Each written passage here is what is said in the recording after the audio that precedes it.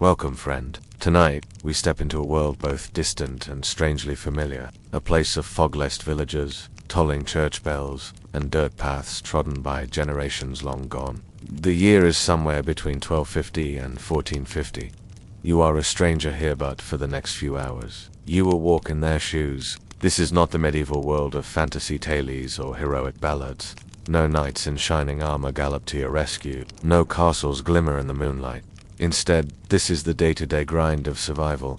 The aching cold of a damp cottage floor, the stiff linen of an unwashed tunic, the dull ache of endless labor from dawn until dusk. And as we drift together into the quiet stillness of sleep, we'll explore why, despite all our fascination, you probably wouldn't last a single day in their world. If you enjoy these slow stories from the past, consider subscribing to the channel. Share where and when you're listening from in the comments. And as always, dim the lights, turn on a soft fan or fireplace crackle, and let the weight of the modern world slip quietly away. Let us begin. It is the soft dark, just before daybreak. The birds have not yet begun their calls. The village is silent, still tucked under the heavy cover of night. But in one small thatched cottage at the edge of a muddy path, someone stirs. That someone is you. You awaken not because you are rested, but because your body knows it must. There is no alarm clock to prompt you, no warm bedclothes to cocoon you in comfort. The sleep you just had was brief and often interrupted. Your bed is nothing more than a large sack filled with straw, flattened from years of use and scratchy with husks and bits of chaff. You share this space with your younger siblings or, perhaps, your spouse and children. Personal space is not a concern in your world. Survival is. A chill presses into your bones as you rise. The hearth burned out sometime in the early hours of the morning, leaving behind little more than faintly glowing embers and a nest of soft gray ash. You slept in your clothes, of course. Woolen tunics and linen undergarments, worn day and night, week after week, only washed when time and weather allow. Your clothes itch from the coarse weave, but you've grown used to it. You may be covered in lice, though you pretend not to notice. Your eyes adjust to the dim interior. A single shuttered window lets in only the slightest glow of moonlight. The air inside the cottage smells of damp wood, dried herbs, and the unmistakable temps of unwashed bodies. It is not foul, merely human dough to modern sensibilities. It might be unbearable. You swing your legs off the edge of the bed and feel the rush of cold against your feet. The dirt floor is uneven and hard, with straw scattered to absorb the mess of life. Spilled broth, ashes, mud, and worse. You don't flinch. It's normal. You step carefully, nudging a sleeping child out of the way as you move toward the hearth. The fire must be without it, you will have no warmth, no breakfast, no way to boil the day's water or cook the midday meal. You crouch and reach for the small bundle of kindling saved from the night before. Dry twigs, bits of bark, maybe a scrap of cloth too worn to patch a garment. You blow gently on the embers, coaxing them back to life. With luck, they catch. If not, you'll need to borrow flame from a neighbor, which is both a nuisance and a small shame. Your hands are already blackened with soot before the day has even truly begun. You glance out the window again. The eastern sky is softening just barely. A silver streak cuts the horizon, a whisper that dawn is coming. But still, there is much to do before the sun shows its face. Your first task is water. You reach for the wooden pail near the door. It is cracked, but still holds enough. You open the latch and step outside. The chill bites at your cheeks. The smell of wood smoke from nearby cottages curls in the air. Dew clings to the thatch roofs. You pass neighbors who are just as bleary-eyed and burdened as you. No one greets one another yet. It is too early, and everyone is moving with the same silent urgency. The village well is at the center of the cluster of homes, perhaps surrounded by a small wooden fence to keep animals out. You lower the bucket, hearing the distant splash, then feel the weight as you haul it back up. It strains your shoulders and twists your wrist, but you manage. Spilling too much means a second trip, and time is precious. Back home, you place the pail by the hearth. The fire's going now, enough to set the iron pot over the flame. You ladle water in and wait. There is no instant heat here, only the slow rise of warmth and the hiss of steam when it finally simmers. You reach for a coarse cloth to wipe your face, perhaps dipping it in the warming water. This will serve as your morning wash. There is no soap, only lye or ash, if you're fortunate. No mirror either. You know your own face by touch and habit. The children begin to stir. If you're a parent, your first words of the day are not sweet greetings, but instructions. stoke the fire, fetch wood. If you're a child yourself, your task is to listen and move quickly. There is no... A slow start means falling behind, and in this world, every moment counts. Breakfast is modest, if it exists at all. A hunk of black bread, hard at the edges and sour from the rye. Maybe a scrap of cheese if the cow gave milk. Perhaps an onion or a few preserved beans from last year's harvest. Ale, not water, is poured into your wooden cup. Not because it's luxurious, but because the water may make you sick. The ale is weak, barely alcoholic, but it is safer than the village stream. You chew slowly. There are no teeth to spare. Dental hygiene is not a concern in medieval Europe, but its absence is felt acutely. By your 20s, your molars may already be gone. Toothaches are common, and the only remedy is to pull the offending tooth with a pair of iron tongs. No anesthetic, no sterilization. You glance at your hands. The skin is dry, cracked, and stained from years of labor. Your nails are dark with soil. You've worked with these hands since you were old enough to stand. If you're lucky, you're a cooper or a weaver indoors and skilled. If not, you're in the fields, bent over rows of crops from spring through harvest, or tending animals in the cold dawn. As the light grows stronger, the village becomes more alive. Roosters crow, pigs squeal from their pens. Dogs bark as carts begin to rumble down the mud-churned roads. Bells ring in the distance, perhaps from the monastery or parish church, a signal that the canonical hours are beginning. Prime, the first prayer of the day, is called shortly after dawn. Whether or not you attend depends on your standing and location. In many towns, the bells are simply the soundtrack of life. Your work begins in earnest now.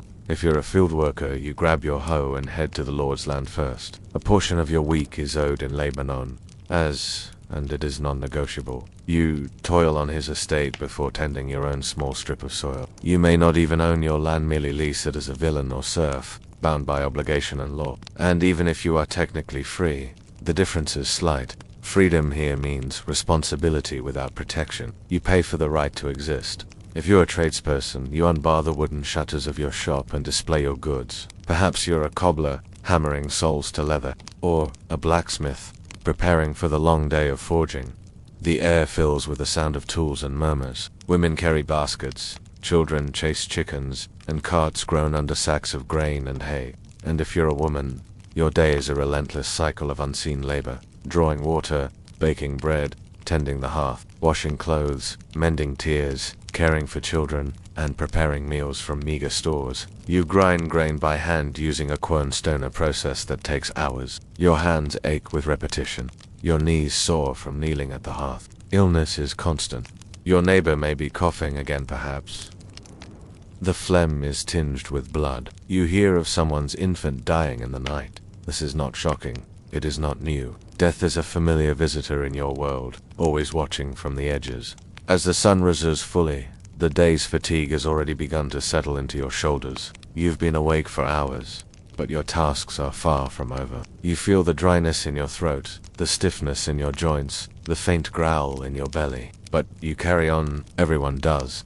You think for a moment what it would be like to rest, to sleep in, to take a morning for yourself. But such ideas are fanciful here, like dragons or flying machines. You've never heard of such luxury. You wouldn't even know what to do with it if it were offered. No, in this world, the morning begins before the sun, and so do you. You've been awake since before the sun. The frost has melted from the grass, and your breath no longer leaves such a visible trail in the air. Now, as the world stirs to life, you begin to feel the weight of your body, each movement just slightly heavier than the last. The work is endless. But to truly understand how foreign your life here would feel, we must consider not just your labor, but your body, what you wear, what you eat, and how you smell. In the 21st century, comfort is often taken for granted. You own a wardrobe with choices. You likely wash your body every day, perhaps with scented soap. You can change your clothes if they become soiled, replace shoes when they're worn. But in the medieval world, your garments are not a matter of self-expression or convenience. They are function, necessity, an identity stitched together from what the land allows. Let us begin with what you're wearing. If you are parent, most people own 2 sets of clothing. At best, one for daily use, one reserved for Sundays and festivals. Your outer garment is a tunic made of wool. It is rough, stiff, and smells faintly of lanolin and smoke. If you are a man, the tunic reaches your knees and is belted at the waist. If you are a woman, It falls to your ankles and is likely layered with a long apron. Beneath the tunic is a linen shift or undershirt. This layer touches your skin and is rarely washed as often as it should be. Over time, the linen yellows with sweat and age. Its seams fray, and patches become more common than the original weave. Socks, if you own them, are simple cloth wrappings tied around the foot. Shoes are made of leather, soft-soled, and without support. They grow damp with morning dew, never quite dry, and wear through quickly. Buttons are rare. Most garments are fastened with laces, pins, or a drawstring. Zippers do not exist. Thread is handspun. Needles are valuable. Each article of clothing represents hours of labor. You might have spun the wool yourself, carded it, dyed it with crushed plant roots or leaves, woven it on a loom, and sewn it by hand over days. Fashion is not a consideration. The color of your tunic may simply be dictated by the availability of dye. Woad for blue madder, root for red, walnut husks for brown or black. Each comes with its own cost. If your garment is undyed, it remains the dull beige of raw wool or unbleached flax. Hygiene, too, is a far cry from modern understanding. Bathing is neither daily nor expected. In fact, it is seasonal. The poor might bathe in rivers in summer, but during the cold months, washing is a matter of wiping with a cloth and hoping the scent doesn't grow too strong. Communal bathhouses exist in towns, but they are expensive and carry a certain social risk. Rumors swirl around them of immorality, of illness, of improper mingling between men and women. For most peasants, cleanliness means scraping off visible dirt and changing undergarments when possible. Soap does exist, but it is harsh and homemade, boiled from animal fat and lye. It stings the skin and burns the eyes. Linen cloths used for wiping are rinsed in barrels of cold water, maybe steeped with herbs like lavender or rosemary if one is lucky. Hair is kept simple. Women often wear it braided and pinned under a wimple or veil, especially after marriage. Men wear their hair short and bearded, if the local custom allows. There are no salons. Combs are made from bone or wood, prized for their usefulness in removing lice. Teeth are rarely brushed, though ashes or salt might be used as a scrub. Bad breath is common. Tooth decay is a slow punishment for a diet built on coarse grains and acidic bread. Many simply endure it. When a tooth becomes unbearable, a local barber surgeon will remove it with no anesthesia, no sterile tools, and no guarantee of survival. Now let us consider what you would eat. Meals are dictated by the seasons, your social status, and the local church calendar. For the average person, food is less a pleasure than a necessity, calculated and plain, measured against scarcity and stored with care. Breakfast, if it exists, is often just a bit of stale bread or pottage is the medieval staple, a thick pottage of grains, water, and whatever vegetables are on hand. It might include leeks, onions, turnips, or peas boiled until mushy and eaten with a wooden spoon. If you're fortunate, there may be a bit of lard or leftover drippings from meat, but more often, it's flavored only with herbs and salt when you have any. The bread is dense and heavy. Unlike modern bread, it is coarse, made from rye or barley, sometimes darkened with beans,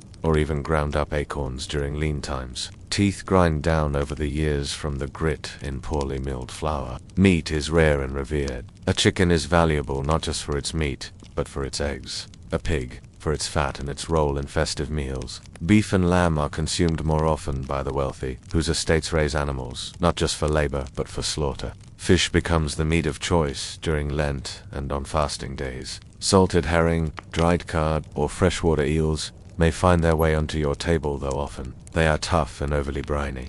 Eggs, cheese, and legumes fill in the rest of the diet. Fresh produce appears only when in season. Lunch, or dinner in medieval terms, is the main meal. It may include more pottage, perhaps a bit of hard cheese, and if you're truly lucky, a slice of leftover meat or bacon fat cooked into the stew. Dinner is eaten midday because daylight is precious. Supper taken after dusk might be as simple as more bread and a drink. You drink ale or cider throughout the day, not to become intoxicated, but because the water is unsafe. Wells are often contaminated.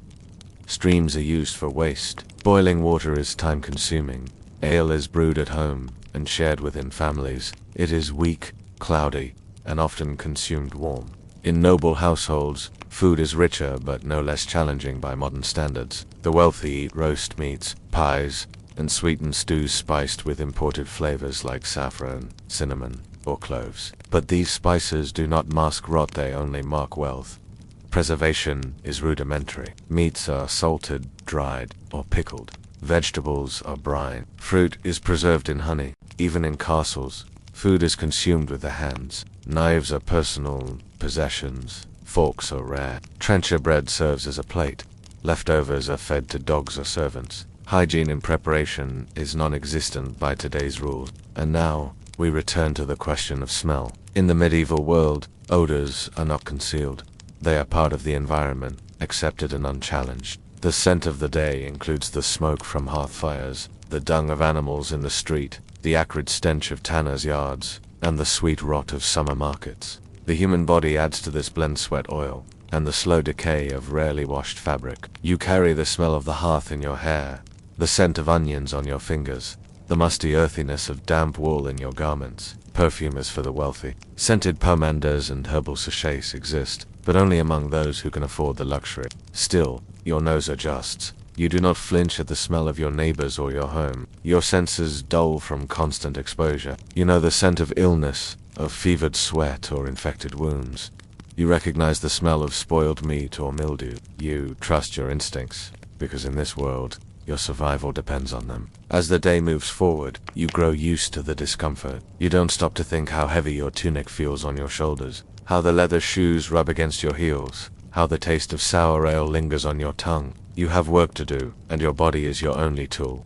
Evening will come soon, and with it, more labor-milking animals, repairing tools, tending the fire. But for now, you move through your day, wrapped in the textures, scents, and sensations of a life very far from your own. You are learning, slowly, that survival in the medieval world is not about grand quests or acts of heroism. It is patience. It is the steady acceptance of hardship, repeated day after day. And most of all, it is the knowledge that your body is imperfect, aching, unwashed.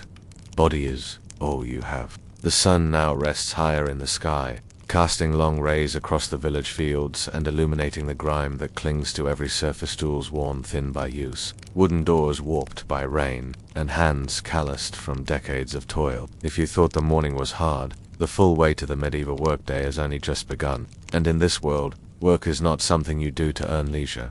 It is not something you clock into and then leave behind. Work is your identity. Work is your life. It defines you, limits you, and eventually wears you out. You will work until your fingers no longer bend, until your back curves forward from years of carrying, pulling, pushing, until your joints ache with a permanence that cannot be soothed. You will work until you break. To understand the burden of labor in the medieval world, we must look at the kinds of work people did, how long they did it, and how little rest they were given. Let us begin with the life of a common agricultural laborer, because that is what most people were.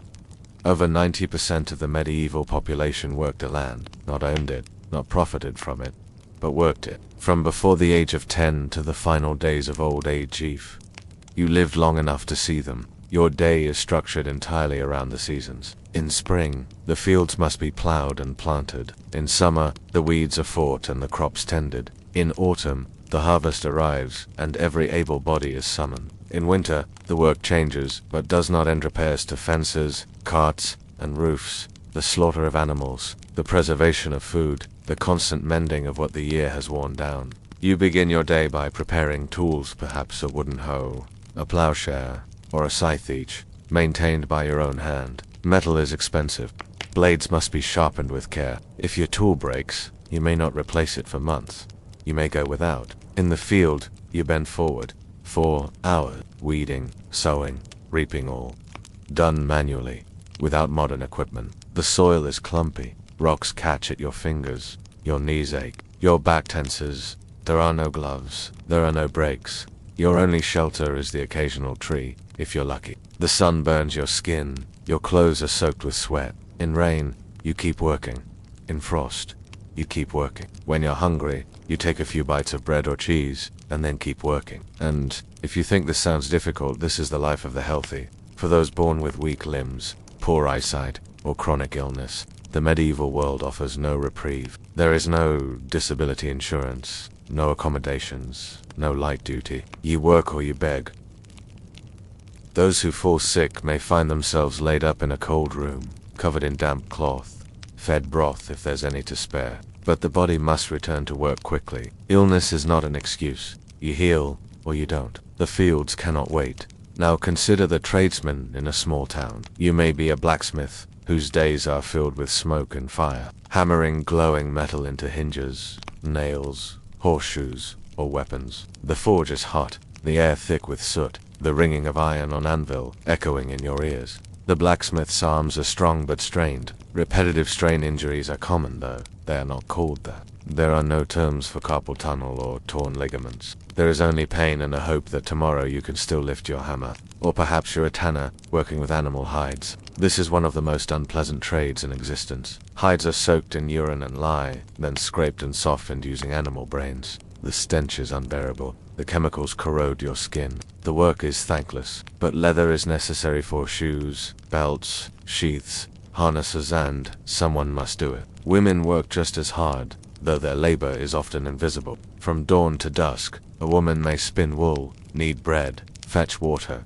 gather herbs, sew clothing, tend to infants, clean out stalls, milk goats, feed chickens, and prepare meals often, all within the same day. If her husband is a farmer, she works alongside him.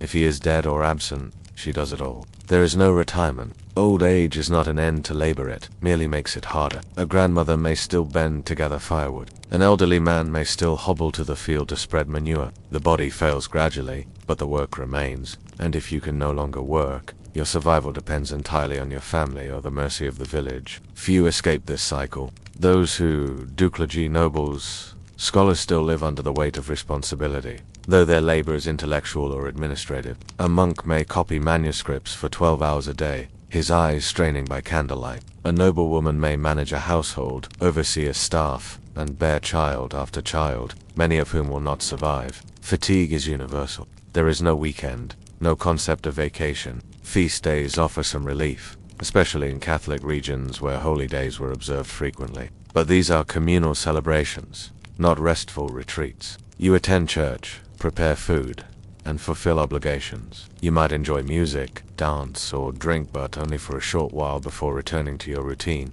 The body pays the price. By the time you're 30, your hands are thick with scar tissue, your knees are damaged, your teeth are worn. You move slower, but you push forward because you must. The idea of a comfortable middle age does not exist. Life expectancy is short not because people drop dead at 30, but because so many die in childhood. If you survive youth, you may live to 50 or 60. But those final decades are not restful. They are endured. Tools are few and crude. A sickle for harvesting, a wooden yoke for carrying water, a hand plow for tilling. Your body is the engine. Your labor is the fuel. In towns, guilds offer some protection apprenticeships, standardized training, the right to sell your goods. But becoming a master takes decades, and many never achieve it. You may work under a craftsman your entire life, earning enough to eat but never enough to rise. And if you're accused of slacking, of avoiding labor, the punishment is swift. Public humiliation, fines, flogging. If you're a serf, your lord may add additional duties as penalty. If you're a prisoner, labor becomes punishment itself, hauling stones, digging ditches, or turning a millstone in silence. Even children are not spared. By the age of 7, a child begins to contribute, herding animals, fetching water, assisting in simple tasks. By 12, full labor is expected. There is no adolescence, only a short transition from small hands to strong ones. And by the time a child reaches adulthood, they are already marked by years of effort. The cycle repeats. One generation working for the next, always hoping, perhaps, that a better season will come, a more generous harvest. A lord who is less cruel, a day when the rain comes when it's needed, but the work is always there. It waits every morning. It presses on your chest when you sleep. It bends your spine by middle age, and no matter your status, no matter your gender, no matter your role, everyone labors, and eventually, everyone breaks. Some do so quietly as lipping into sickness, growing thin and slow, vanishing from the village without much notice. Others collapse, suddenly struck by a fever, by injury, by a fall from a horse or a sudden convulsion. There are no pensions, no savings, no inheritance for most. You die with what you wore. Maybe someone passes down your boots. Your body is buried quickly, your name remembered by a few, your labor absorbed by the next in line. And still, the world moves forward. The cows still need milking, the fields still need plowing, the fire still needs tending, because in the medieval world, time does not pause for pain, and the work never ends. As the sun drifts across the sky and the weight of the day settles into your limbs, your thoughts turn not just to your aching back or your empty stomach but to the deeper worry that always lingers in the corners of your mind. What happens if you get sick? What if your cough doesn't go away? What if your leg swells after a minor cut? What if your child has a fever that doesn't break? In the medieval world, falling ill is not an inconvenience, it's a threat to your survival. You are not protected by modern medicine. There are no antibiotics, no vaccines, no sterile equipment, no emergency rooms. There is no doctor waiting behind a sliding glass door. There is only faith, folklore, and you are lucky a handful of old herbs and guesses. You are constantly aware that your life hangs in a fragile balance, and that no part of your body is guaranteed to function tomorrow. So, what happens when you feel unwell? The first step is often to wait, to see if it passes. Many small ailments, headaches, chills, stomach cramps are so common they blend into the rhythm of daily life. You are used to discomfort. You ignore the warning signs that something deeper might be wrong. Your hands tremble. Your vision blurs. You work anyway. If it worsens, you turn to your household's remedies. Every home, no matter how humble, has a store of knowledge passed down through generations. Remedies, whispered from grandmother to mother to daughter. Dried herbs hang near the hearth. Sage, lavender, yarrow. You may steep them into teas, grind them into salves, or bind them to the skin with linen strips. A compress of boiled nettle might soothe your swollen joints.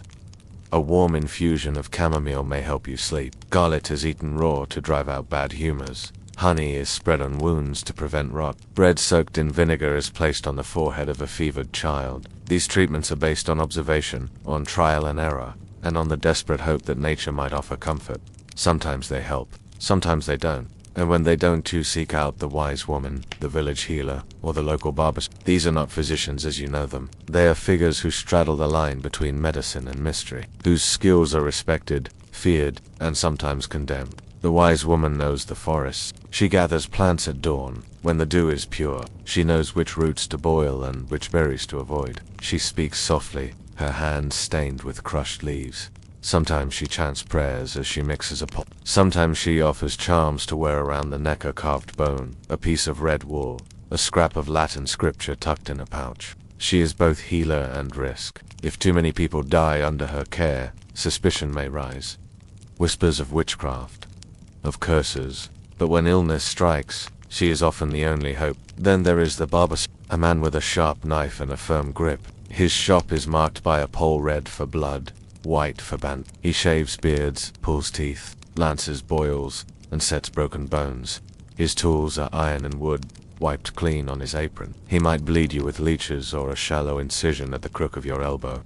He may apply a red-hot iron to a wound to seal it. He may saw through a leg or an arm if rot sets in quickly, without mercy. There is no pain relief, no anesthesia. A cup of ale, perhaps, a leather strap to bite, a prayer murmured through clenched teeth. Bloodletting is one of the most common treatments, based on ancient theories of bodily humors. Blood, phlegm, black bile, and yellow bile. Doctors believed that imbalances caused disease, and so they released blood to restore harmony. You may be bled from the arm, the ankle, or behind the ear. Cups may be placed on your skin and heated to draw out toxins. Your veins are considered highways for illness, and they are opened regularly in the name of healing. If you are wealthy, you may call for a university-trained physician. He arrives in long robes, perhaps trimmed with fur, and carries a book of Galenic medicine. He does not touch you directly.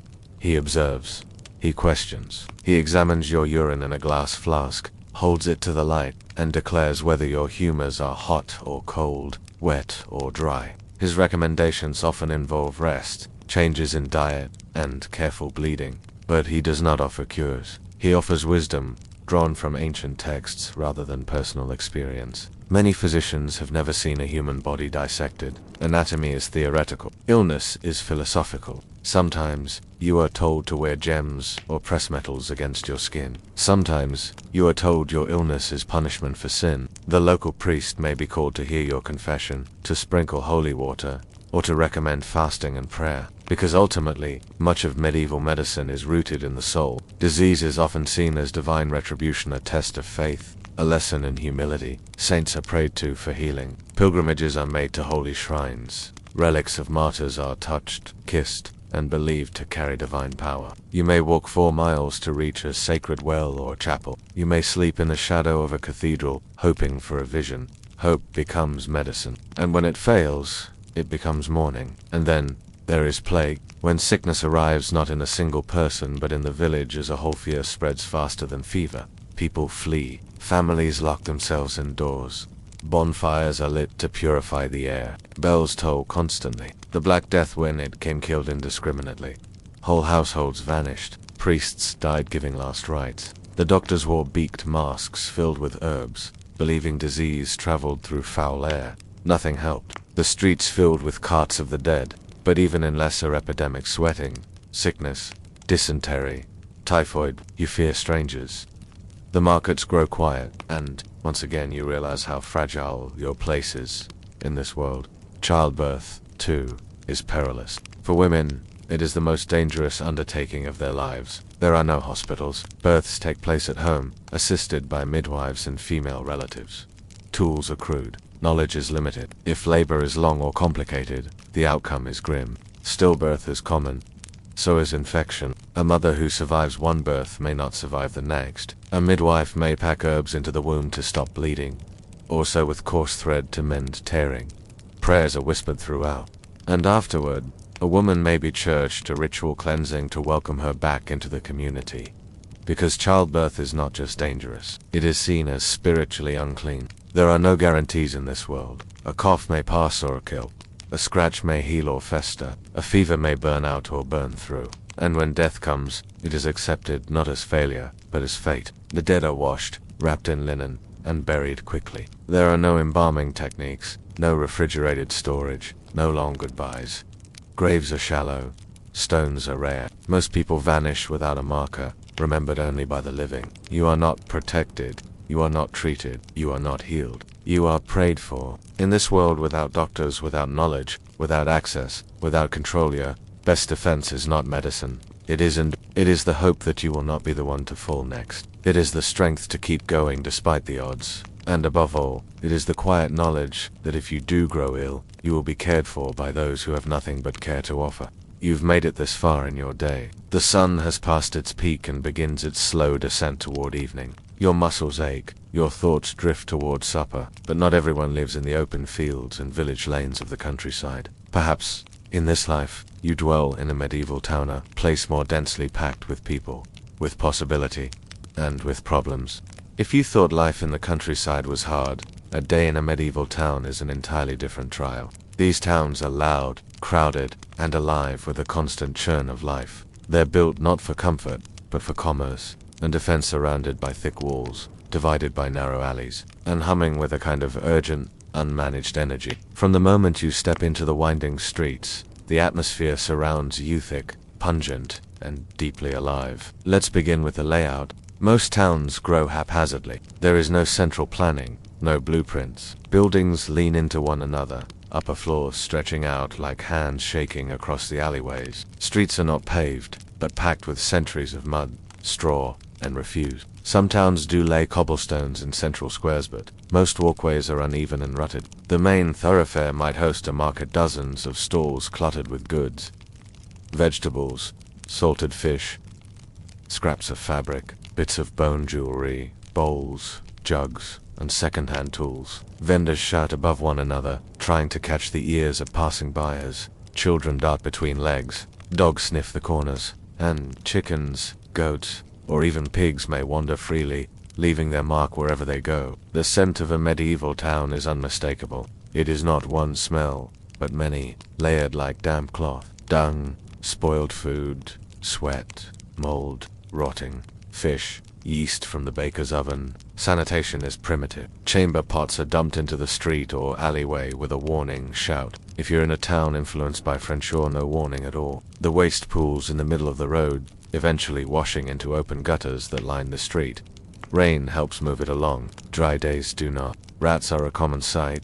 So are fleas. Cats are both beloved and mistrusted. Some see them as useful, others as unclean. Dogs run loose and fight over scraps. Disease travels easily in such tight quarters. carried on the backs of fleas or spread from hand to mouth with no one the wiser. Yet despite the filth, life thrives here. Towns are centers of trade, craft, and opportunity. If you're lucky, you may be a member of a guild, a baker, a potter, a tailor.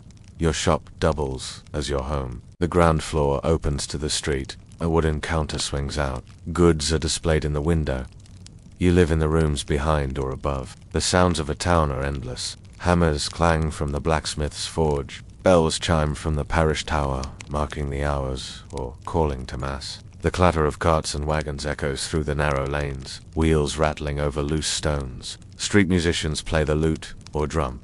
Vendors cry out the freshness of their wares, apples from Kent or fresh eels. Everywhere is movement. A procession might pass a line of pilgrims headed for the local shrine, or perhaps soldiers returning from patrol. Drunken laughter filters out of the tavern door, along with the smell of spilled ale and damp straw. Inside homes, daily life continues in crammed, smoky spaces. Most houses have only 1 or 2 rooms per floor. The hearth is the center of everything. Food is cooked in heavy iron pots, suspended by hooks, or set on glowing embers. There is no chimney, just a hole in the roof or a small vent in the wall. The walls are often made of timber and wattle and daub wooden beams filled with woven sticks and sealed. With a mixture of clay, straw, and dung, they absorb moisture. They crack with age. Roofs are thatched or tiled, depending on wealth and region. If you're poor, you rent a room or even just a corner in someone else's home. Privacy is rare. Entire families may sleep in the same bed. The air is close. The walls thin. Neighbors hear everything. Arguments, births, sickness, death. But towns also offer what the countryside does not. Mobility. You may have been born a serf, tied to the land. But in town, the rules are different. If you can live independently for a year and a day without being claimed by your lord, you are considered free. This promise draws many to the town gates. But freedom is not the same as comfort. Jobs are limited. Competition is fierce. A new arrival might find themselves sweeping the floors of an inn, carrying buckets of slop from a butcher's stall, or scouring pots in the kitchen of a wealthy merchant. Apprenticeships offer training, but also long hours, harsh masters, and little pay. You may live with your master for 7 years, enduring scoldings, cold meals, and the slow grind of learning your craft by repetition. For women, work is often invisible, but essential: laundering, clothed in icy water, brewing ale in the back room, spinning wool into thread, or preparing meals that stretch whatever ingredients are left from market day. Even children have their roles: running errands, selling firewood, picking through garbage for anything useful. Their world is smaller, but no less demanding. At night, the town quiets, but it never sleeps. Watchmen patrol with lanterns and staffs. Bells toll the curfew. Most people extinguish their candles and retreat indoors. But behind closed doors, there is still life. Taverns hum with hushed voices. Lovers meet in shadowed alleys. Thieves slip through markets, picking locks and purses. There is no police force. Justice is local, swift, and often brutal. A thief may be whipped, branded, or have a hand cut off. A brawl may end in bloodshed. A false accusation can lead to days in the stocks, or worse. Religion casts a long shadow over town life. Church bells mark the hours. Festivals dictate the calendar. Holy relics draw visitors and money. The church offers food to the hungry, but also judgment.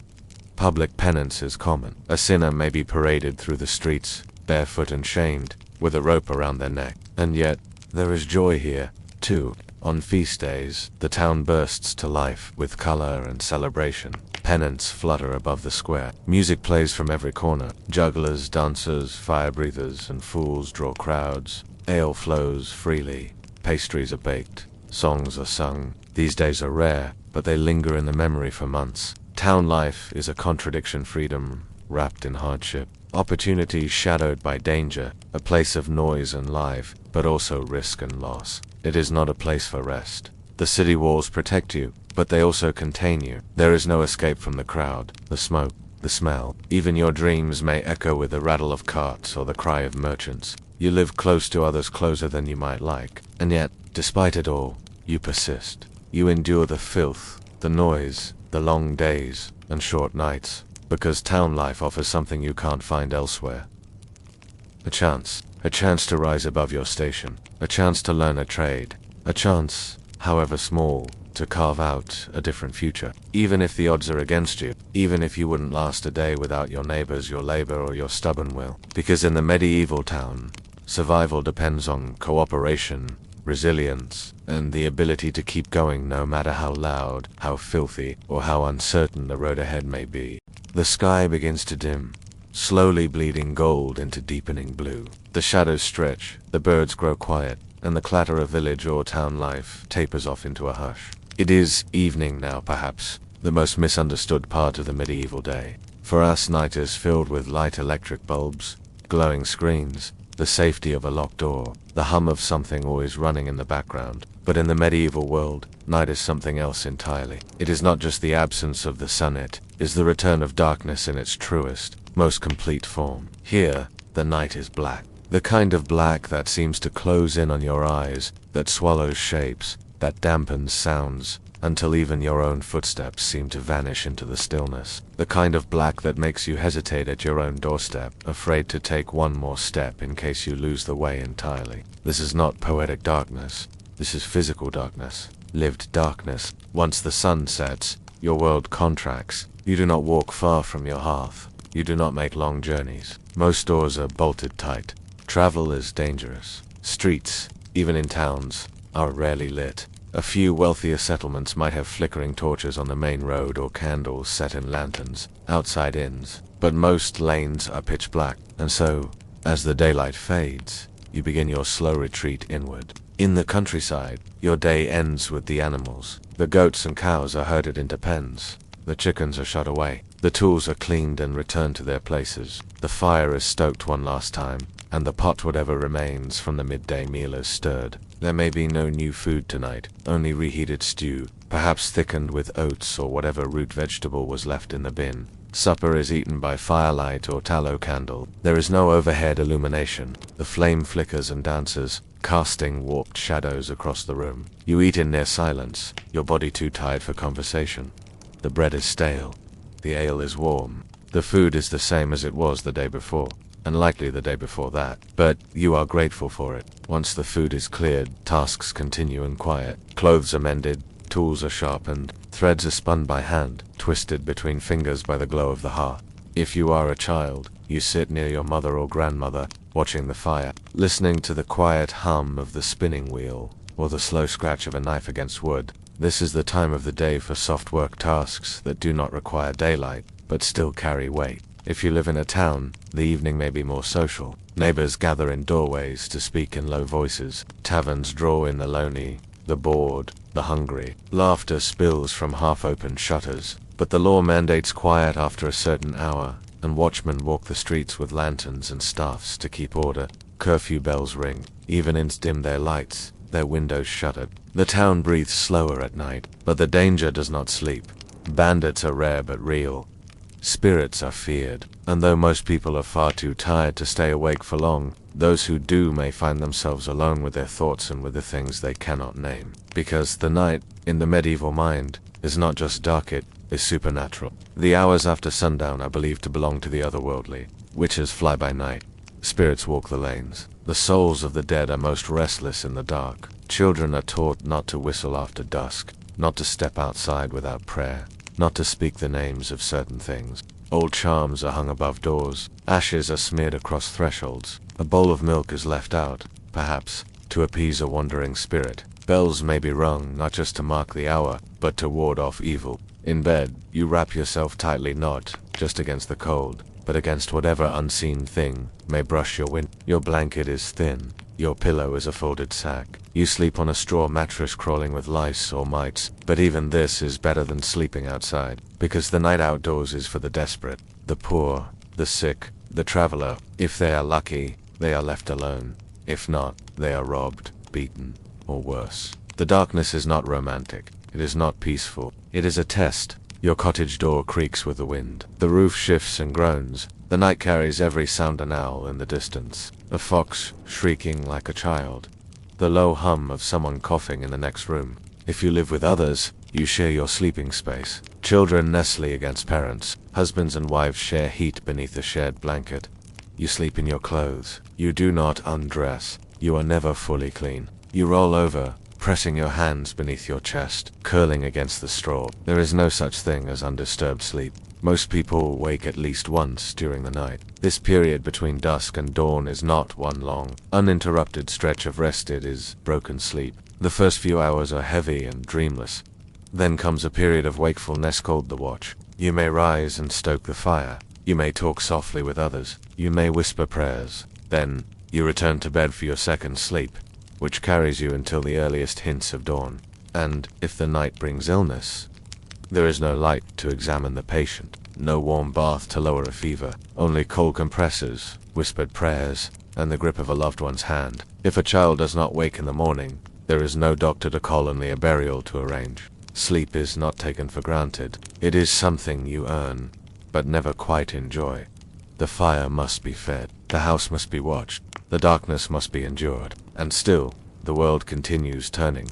In the distance, a rooster stirs. The coals in the hearth glow faintly. A mother shifts in her bed, a dog growls in its sleep, and slowly, softly, a new day waits just beyond the horizon. The sun rises once more, casting long beams of pale light through the low, crooked shutters of your dwelling. Another day begins. The aches of the last haven't faded, nor will they. But your challenges in this world go beyond physical hardship. If you were truly here in the Middle Ages, you would not just struggle to work, to sleep, or to eat. You would struggle to belong, because the people around you speak a different language, not just with their words, but with their gestures, habits, expectations, and beliefs. This world has a rhythm of its own, deeply rooted in religion, custom, and unspoken rules. You'd find yourself walking a tightrope of etiquette, taboo, and superstition, most of which would feel strange or even suffocating to your modern mind. Let's begin with the way people behave. Courtesy, in the medieval world, isn't about being polite in the way you might expect. It's a strict, hierarchical code designed to maintain order. Everything about you, from how you stand, to whom you speak to first, to the way you dress, signals your place in the world. If you're a commoner, you do not address a noble without being spoken to. You keep your eyes lowered. You bow your head. To forget this, even once, might earn you a beating, a fine, or exile from the manor. You don't interrupt. You don't speak loudly in mixed company. You don't boast about your achievements unless you are of the knightly class, and then only in measured, poetic form. You do not laugh openly at the expense of a superior. You do not wear colors or symbols you haven't earned. To do so is not only offensive, it's a form of fraud. Manners are governed by religion, class, and local tradition. What is expected in one village may be frowned upon in another, but in all places, the concept of knowing your place is paramount. Let's imagine you're a guest in someone's home. You don't arrive empty-handed. You bow when greeted. You wait to be told where to sit. You don't help yourself to food or drink. You don't eat until the head of the house has taken their first bite. You keep your elbows off the table. You eat with your fingers, but only with your right hand. The left is considered unclean. You wipe your hands on a cloth, never on your tunic. You take small bites. You don't belch unless others are doing so openly. And you do not complain about the food, even if it's spoiled. Hospitality is sacred. Insulting a meal could damage a relationship, or worse, mark you as most people eat from a shared bowl or trencher. If there's meat, it may be cut and passed around with fingers. Bread is torn, not sliced. Spoons are shared. Napkins are uncommon. You must keep your face clean as best you can. You say grace before and after eating. You thank your host. You compliment the meal, no matter how meat.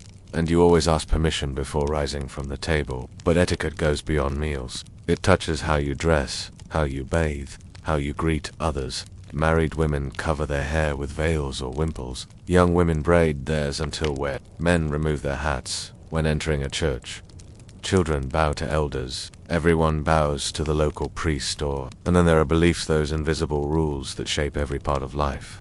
You wake each day believing that God watches your every thought, that your fate, your station, your struggles are all part of a divine plan.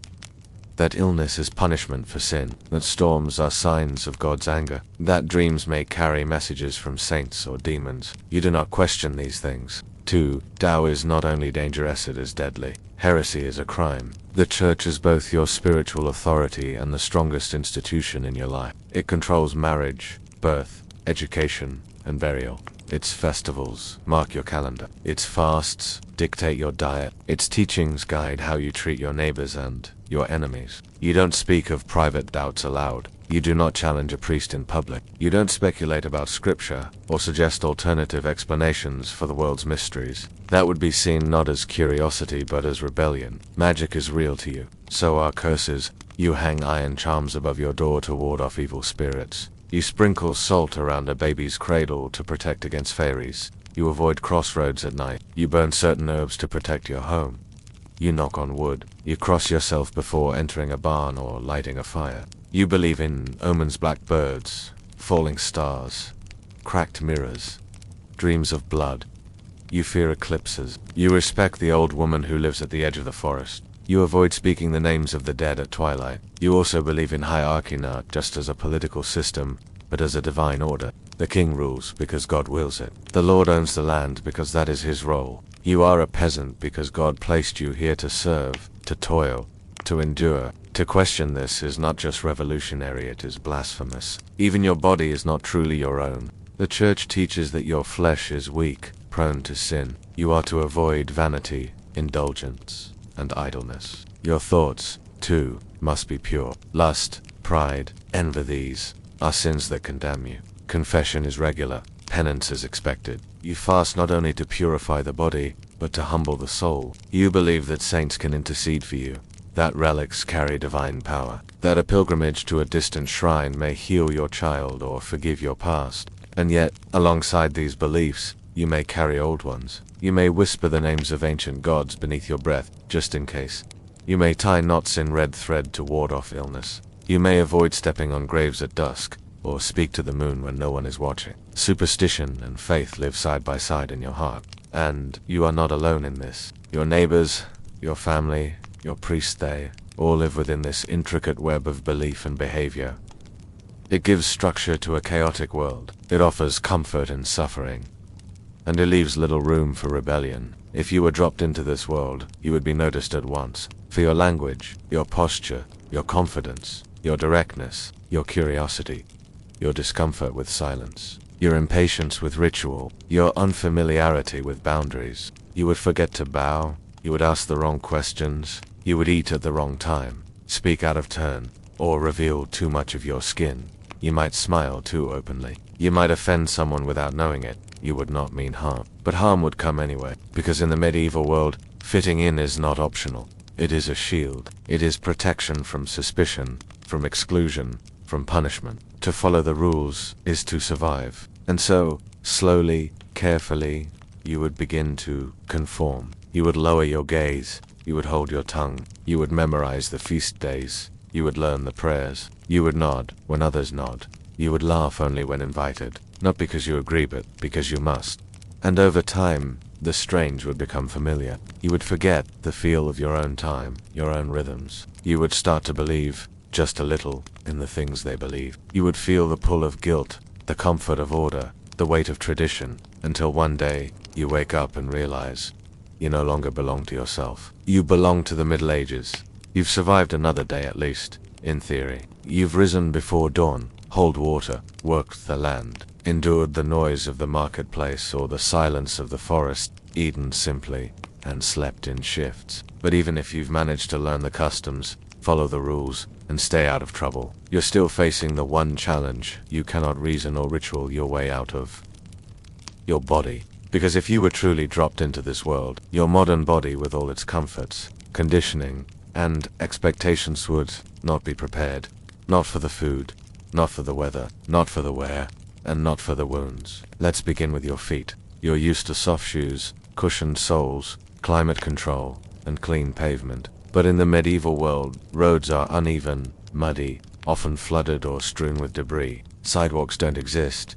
Sewage flows in open gutters. Most people wear leather turn shoes thin, flexible, flat-soled footwear offering minimal protection. You'll feel every rock, every puddle, every sudden shift in the ground. Blisters will turn to sores.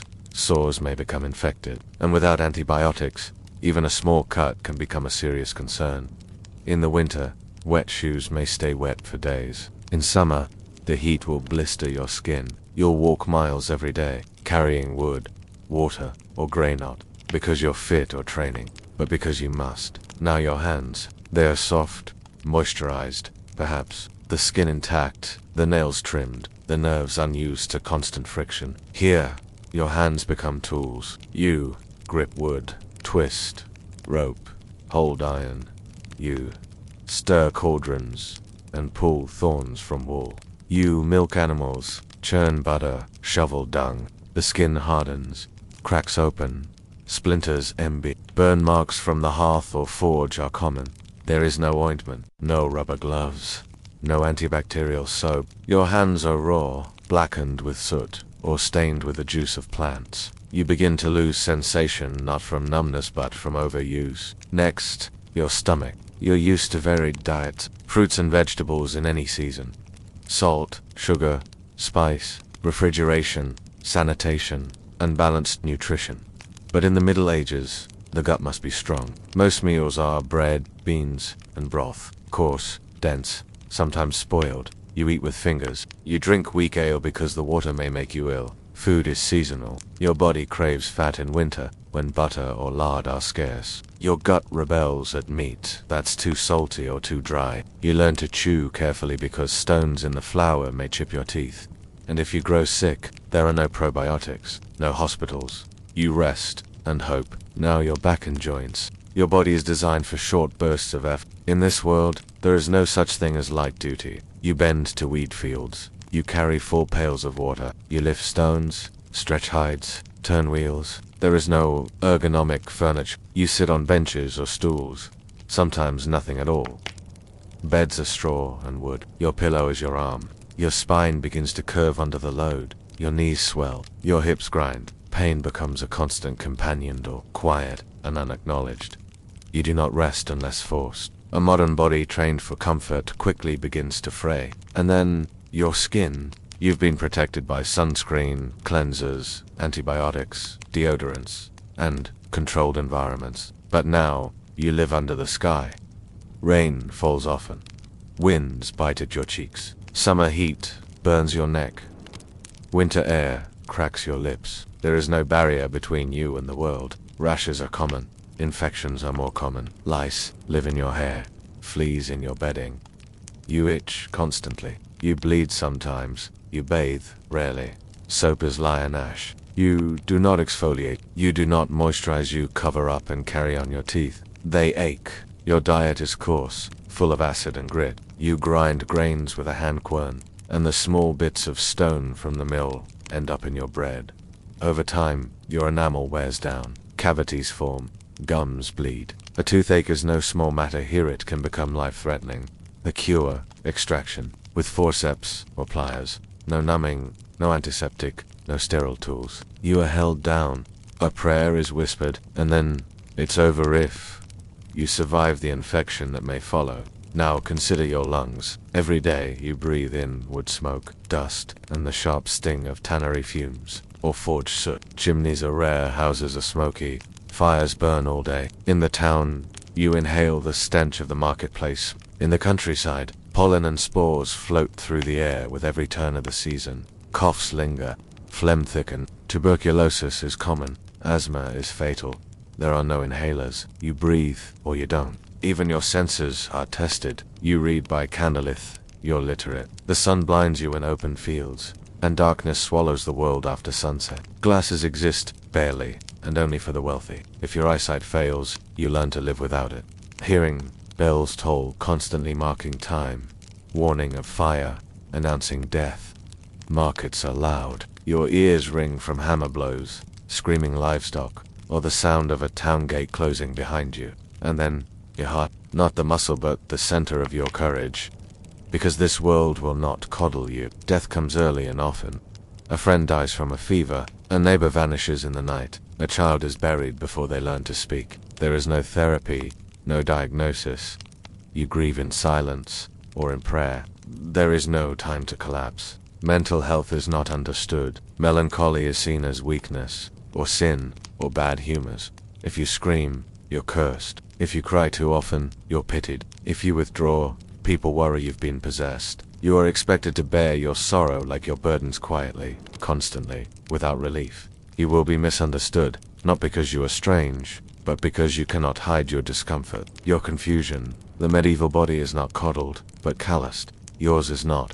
And yet, the people around you live on. They rise before the sun. They give birth without hospitals. They bury their dead and sing songs after. They eat gruel, kneel on stone, walk miles barefoot, and still laugh at the tavern, because their bodies have been shaped from birth to withstand it, hardened by repetition. Yours has not. You would try to keep up. You would lift the pail, pull the plow, climb the hill. You would eat the bread, drink the ale, walk barefoot across mud. You would do your best. And still, you would break. Not from weakness, but from different. Because everything you've learned, everything you've built, every convenience you rely on has made you unfit for this world. Your strength is real, but it is not this strength. And so, as the medieval day winds down, and your body aches in places you didn't know could ache, you finally begin to understand what it means to live in a time like this. It means discomfort. Always. It means limitation. Every day. It means no protection but your own will. It means surviving, not thriving. And your body, born into softness, would simply not last long.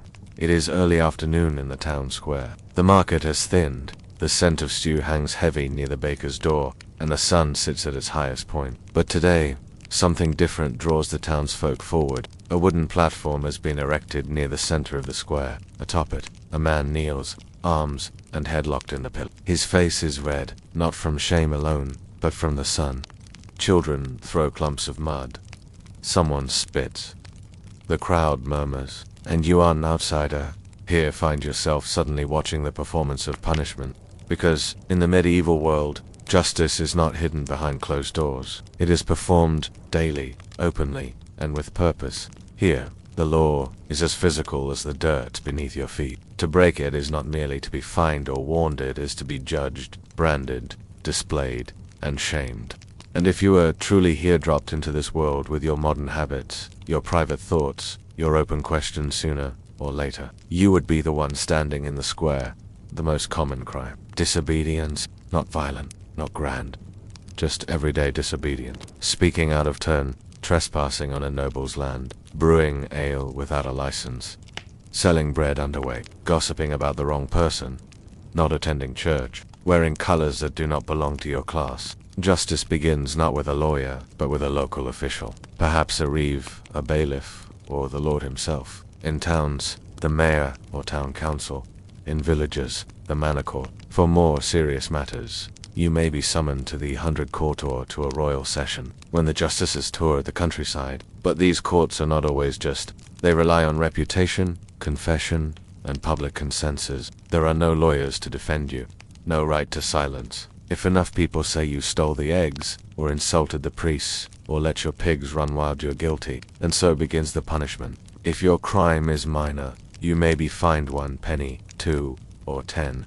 For the poor, this is no small matter. You might have to sell tools, food, or even your cloak to pay. You might owe labor instead extra days' work in the Lord's land, or hauling stones for the town wall. But more often, punishment is meant to be seen. The stocks are a favorite tool. A plank with holes for your legs, locking you in place for hours, sometimes days. You sit there, exposed to the weather, the stares, the taunts of neighbors. If the town is cruel, they throw rotten vegetables. If they're bored, they laugh. If they're angry, they don't stop. The pillory is worse. Here, your head and hands are locked in place, your spine forced into a stoop, your neck straining. You cannot scratch your face. You cannot wipe your nose. You cannot move. The pain sets in slowly, like a fever that spreads through your muscles. Children throw clods of earth.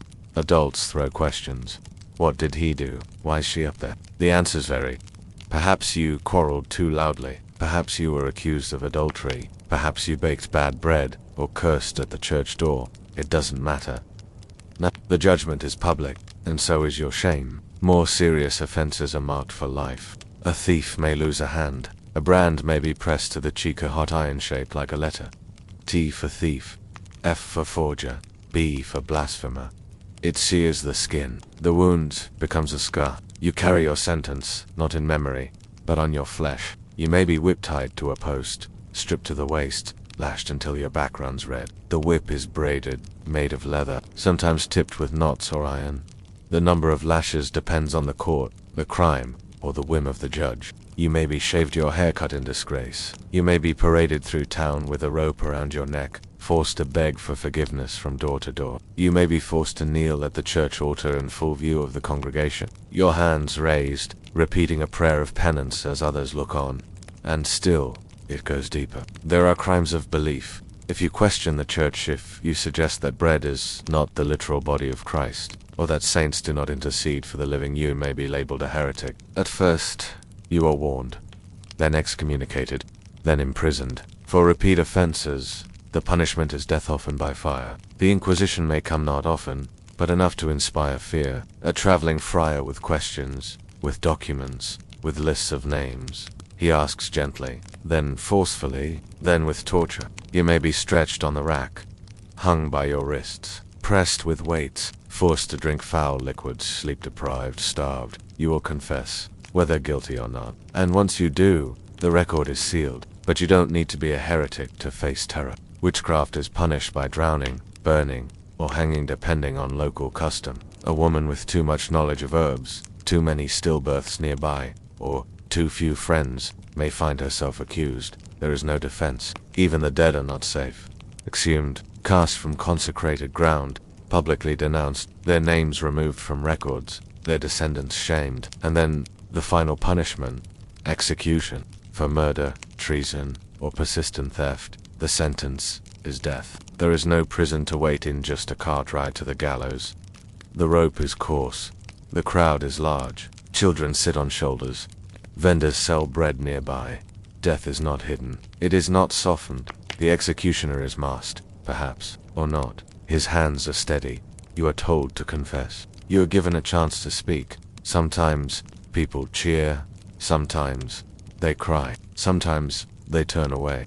And when it's over, your body is left hanging for a time. A warning, a lesson, because that is the point of medieval justice. Not correction, not rehabilitation, but example. You must be seen to suffer, so that others will fear. You must be marked, displayed, or remembered as a warning, because fear is the best tool for keeping order in a world with no cameras, no records, no central authority. But not all punishment is so dramatic.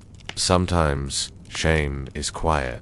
You are excluded from gatherings. Your name is whispered with disdain. You are avoided at market. Your family is scorned. Your marriage prospects vanish. And this, too, is power. Because in a world where community is survival, being cast out is a slow, painful death. You might leave, start again elsewhere, but your accent betrays you. Your clothes mark you as foreign. Your silence is suspicious. Everywhere, the eyes are watching. And so, in time, you learn to obey. You do not speak too freely. You keep your hands folded in church. You nod when spoken to. You avoid scandal, not because it is wrong, but because the price of judgment is too high. And you understand, finally, that in this world, punishment is not a matter of law, but of control. To survive, you must stay within the bounds. And to do that, you must let go of the part of yourself that questions, resists, or stands out. Because even a single misstep can lead to the scaffold or the stocks. And the crowd will not remember your name, only the way you screamed. The late afternoon sun filters through the cracks in the shutters, casting golden strips of light across the worn wooden floor. Somewhere in the distance a child laughs, a brief, high-pitched burst of joy that echoes against the stone walls of the courtyard. But that sound is rare, fleeting, because in the medieval world, childhood is not a time of innocence. It is a race toward usefulness. And if you were to step back into this time as a child, or watch your own child live this life, you'd find that the idea of childhood as you know it doesn't really exist. Not in the way you expect. Not in the way you hope. Let us begin with birth. Being born is a dangerous thing here. Roughly 1 in 4 infants won't survive past their first birthday. The risks begin at delivery, where most births happen at home, assisted only by midwives and women from the village. There are no sterile tools. No hospital. No doctors unless you're wealthy. A difficult birth may mean death for the mother, the baby, or both. But suppose you survive. You are wrapped in cloth, swaddled tightly to keep your limbs straight, and laid in a wooden cradle near the hearth. If your family is poor, the cradle may be shared between siblings. You sleep by firelight, surrounded by the scent of ash, wool, and butter. Your food is milk, if your mother produces enough. If not, goat milk, or papan, improvised gruel of bread soaked in water or ale. spoiled milk and spoiled food are common causes of death. Hygiene is minimal. Diapers, as we know them, do not exist. Rashes, infections, and colic come frequently. Some families hang charms above your crib. Others simply pray. You are not named right away. Some children go weeks before receiving a name because the chances of survival are so slim. And when you are named, it's often after a saint or ancestor, someone to guide you or protect you. The name is a shield, a hope. If you live to age 5, you are considered strong. You have passed the first test, and now your work begins. Childhood is not a time for discovery. It is a time for preparation. You watch your parents work tending fields, milking animals, gathering firewood, and by age 6 or 7, you carry water. You sweep floors. You watch younger siblings. You collect herbs, berries, or animal dung for fuel. You are praised, not for being clever, but for being quiet, obedient, and useful. Education is not guaranteed. If you are a boy from a wealthier family, you might be sent to a monastery or cathedral school. There, you learn to read Latin, recite psalms, and write with a quill. You sit for hours on hard benches in cold halls, copying texts line by line. If you are a peasant child, you may never learn to read at all.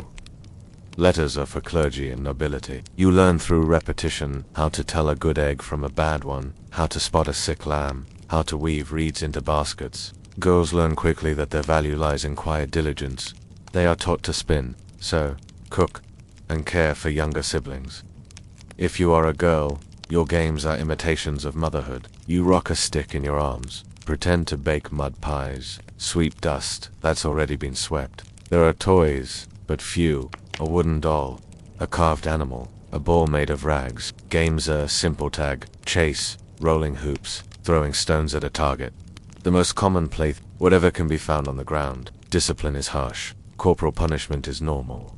A switch, a belt, a slap. Obedience is essential. Children are taught to fear God, to fear their elders, to listen without speaking. A child who talks back may be beaten. A child who fidgets during mass may be dragged outside. But discipline is not always cruel. It is seen as loving. To correct a child is to save their soul. Spoiling a child is dangerous.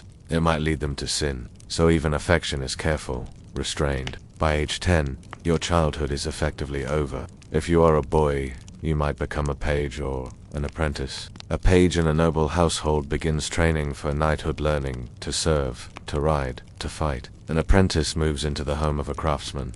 You belong to your master now. You work long hours, sleep in the workshop, and hope to earn the right to one day open your own store. If you are a girl, you prepare for marriage. That may come as early as 12 or 13. You are told to be chaste, modest, diligent. You are taught how to manage a household. Your worth is measured in your ability to bear children and run a home. If your family can afford a small dowry, your prospects improve. If not, your life may resemble your mother's long hours. Many children, few choices. Yet even with these limits, joy exists. Children sing songs in the fields. They chase chickens. They carve faces into turnips in autumn. They tell stories at night, huddled close to the fire. They laugh at fools on feast days, marvel at traveling musicians, beg pennies from strangers at the fair. But these joys are brief and fragile. One bad harvest can change everything. One illness, one injury. Children can be sold into service, apprenticed far from home, sent to live with strangers, or they may die quickly, quietly, without explanation. And grief, too, is different here. Parents love their children deeply, but they do not speak of death as we do. It is not unusual for families to have buried half their children before adulthood. Mourning is real, but practical. Life goes on. Fields must still be tilled. Bread must still be baked. Some believe the child has gone to heaven. Others fear purgatory. A few whisper of ghosts, but most simply sigh, bow their heads, and begin again. Because there is no other choice. Your childhood here is short, sacred, and uncertain. There are no playgrounds, no bedtime stories, no summer vacations. There is work, duty, and quiet expectations. There is love, but it is laced with fear. Affection, but it is tempered by necessity. You wouldn't be a kid for long, and even if you did survive, you'd carry the scars of childhood into every year that followed. The seasons change slowly here. You don't mark them by calendars or digital clocks. But by the way, the air smells at dawn, the taste of your bread, the mud underfoot, the work in your hands, and perhaps the clearest sign of time passing in the medieval world is what you eat or what you no longer can. Because food in this world is not something you choose. It is something you receive, something the land allows, something the weather decides. There are no supermarkets, no refrigerated trucks, no winter strawberries or summer sausages flown in from across the globe. You eat what is in season, or you go without. So if you lived a full year in the Middle Ages, surely lived would come to understand how deeply your life depends on the rhythm of the earth, and how that rhythm moves, slowly and surely, through every meal you take. Let us begin in spring. After the long, hungry weeks of Lent, weeks of fasting, restraint, a little to eat, the world begins to soften. The snow recedes, the rivers rise, the first green shoots push through thawed ground, and your food begins, finally, to change. You pick wild greens, nettle, sorrel, dandelion to boil into pottage, or press into cakes. You collect eggs from chickens who finally begin laying again. You bake the last of the rye from winter's stores, stretching it with pea flour or acorns, if the granary ran low. Meat is still rare saved for feast days, but fish returns. Eels pulled from muddy streams, herring preserved in barrels. In wealthier homes, salted cod and smoked trout appear on wooden plates, thin and chewy from the long months of curing. Milk returns to goats and cows give again, and with that milk comes butter, soft and pale, churned by hand and wrapped in cloth to keep cool. Cheese is made in small wheels, hard or crumbly, depending on the region, but spring is still lean. This is called the hungry gap, the moment when winter stores are nearly gone, and the new harvests have yet to come. You eat carefully, you stretch every crumb, you boil bones for broth. You eat yesterday's bread, sliced thin, soaked in ale, and fried in drippings if you're lucky. By summer, the earth is awake. You rise before the sun and fall asleep with aching legs. Work fills every moment, sowing, weeding, scything, turning soil, tending animals. And with that, labor comes food, but not always the kind you expect. You eat more greens, now cabbage, leeks, beans. Herbs are everywhere: sage, parsley, fennel, mint. Some are added to stews, others to ale. Bread is still made daily, often in communal ovens. In towns, bakers regulate loaves with a heavy hand too small, and you'll find fruit arrives: first cherries, then berries, then apples, pears, and plums. If you're wealthy, you eat them fresh. If you're poor, you dry them on wooden boards, string them on twine, preserve them in honey or thick vinegar. Meat appears more often now. A pig is slaughtered for a wedding. A chicken too old to lay becomes stew. A rabbit snared in the woods. A goose fattened for a coming feast. You roast them slowly over open flame, flavor them with what little salt you've saved, and eat them as a household, every part, from liver to bone. And still, you prepare, because you know what comes next. Autumn is the season of urgency. The harvest must be brought in grain, onions, garlic, carrots, parsnips, beets. Apples are pressed into cider. Barley is brewed. Beans are dried and sealed in earthen pots. Nuts are gathered. Honey is taken from hives. You preserve what you can. You dry mushrooms in the sun. You salt fish and hang it in the smokehouse. You bury cabbages in pits lined with straw. You stew down fruit into thick pastes and keep them sealed under wax. And with the harvest comes feasting. You celebrate St. Michael's Day with roasted meat and full mugs of ale. You give thanks. You dance. You breathe easier, but only for a moment, because winter waits. Winter is not a season of snow angels and warm blankets. It is a season of rationing, of watching your stores shrink, of cold fingers, cracked lips, and long, dark days with little to chew. You eat the dried beans you stored, soaked overnight and boiled until soft. You eat pickled turnips, sour and sharp. You slice the last onions and keep them near the hearth to stop them from freezing. Meat is mostly gone. If you preserved bacon, You cut it thin just enough to flavor broth. You boil bones again and again until they give up the last of their marrow. You gnaw on crusts, you chew on roots, and still you run low. Children grow quiet in winter. They sleep more. Adults, too. Not from laziness, but from conservation. You burn fewer calories if you move less. And in a world where every calorie counts, stillness becomes survival. Feast days return to offer relief. Christmas brings goose and pudding, if you can afford it. Candlemas gives you cheese, eggs, and milk. Lent follows, and again, meat is forbidden. 40 days of fish, gruel, and prayer. By the end of winter, your belt may hang looser. Your cheekbones may show. You've lost weight, not by choice, but by design. And then, once again, spring arrives, and the cycle begins anew. Your diet depends not only on the season, but on your station. If you're poor, you eat mostly grain, barley, rye, oats. Bread is coarse, full of grit from stone mills. Your teeth wear down. You eat for fuel, not flavor. If you're wealthy, your meals are filled with imported sugar from Cyprus, almonds from Spain, pepper from India. You eat peacocks, swans, and pastries shaped like castles. Your table is a show of power, not hunger. But even the rich depend on the same earth. A noble's orchard may wither, a knight's pigsty may flood. A queen may taste the same winter broth as a beggar, if the roads close and the salt runs out. In the medieval world, the year feeds you, not the market, not your wallet, not your desire. You eat what the land gives. You eat when it is ready. You eat everything, or you waste nothing. You eat as a community, from the same pot, with the same spoon. There is no choice. Only rhythm. Only tradition. Only the slow turning of the wheel. So if you were here truly high, you would come to know the flavor of patience, the taste of hunger, the sweetness of spring onions in April, the joy of bread fresh from the oven in July, the dullness of salted fish in January, the comfort of warm ale in a clay cup as snow falls outside.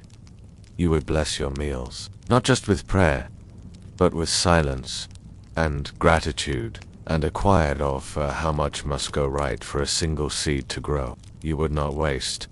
You would not snack. You would not eat alone. Because food is survival, and in the medieval world, survival is never guaranteed. The wind brushes across the thatched rooftops, rustling straw and creaking shutters. Far in the distance, a dog barks a sharp sound that fades into stillness. The village sleeps, and so do most of its people, snug in their cottages, tucked into corners of wool and wood, surrounded by walls they've rarely left. Because in the medieval world, home is not just where the hearth is, it is your world. Your road begins and ends at the edge of the village. The idea of traveling, walking beyond what your eyes know, passing through towns where no one knows your name, encountering strangers who speak in strange accents, or where unfamiliar color stat is not a holiday. It is a risk. And more often than not, it is a risk not worth taking. Let us begin with what makes travel necessary in the Middle Ages. People do leave their homes, but only for reasons rooted in survival. A farmer might walk to market a few miles away to sell eggs or cheese. A tenant might make the day's journey to the Lord's manor to pay rent or deliver oats. A pilgrim might travel to a shrine, seeking healing or penance. A craftsman might seek work in a nearby town, hoping for a new patron or an open stall. But leisure, tourism, a quick trip just to get away, no such thing exists. Because every mile from your home increases your vulnerability. You don't know the customs of other villagers. You don't know who has a feud with whom. You don't know which roads are watched by bandits, or which forests are haunted by wolves, or worse, and worse still, you have no papers, no passport, no proof that you are who you say you are.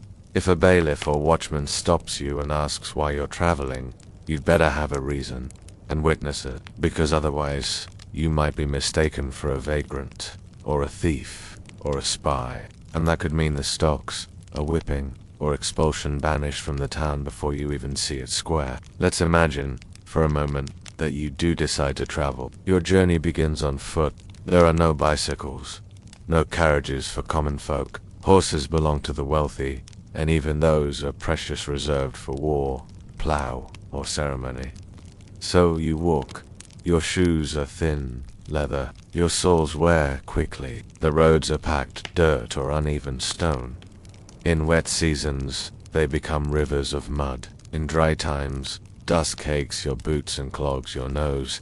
There are no signs, no road. You navigate by memory, by sun, by vague instructions from someone who once passed that way 10 years ago. You carry what you can: bread, a flask of ale, maybe dried beans, in a pouch. You tie your possessions in cloth and sling them over your back. If you're poor, you travel with nothing at all. If you're lucky, you can stay in a monastery for the night. Many offer hospitality to pilgrims. If not, you might sleep in a hayloft or under the eaves of a tavern. In winter, you dig a hollow in the straw and hope the wind spares you. There are no inns in most small towns. In larger towns, there may be one or two, but they're expensive. You'll share a bed with strangers, pressed side by side in the dark, paying not for comfort but for shelter. And even then, you must be cautious. Theft is common, violence more so. You might be robbed by fellow travelers, or by the innkeeper's hired men, or by a constable who decides you look suspicious. Outlaws prowl the roads between towns. In the forests, bandits wait. They know the terrain. They watch for travelers.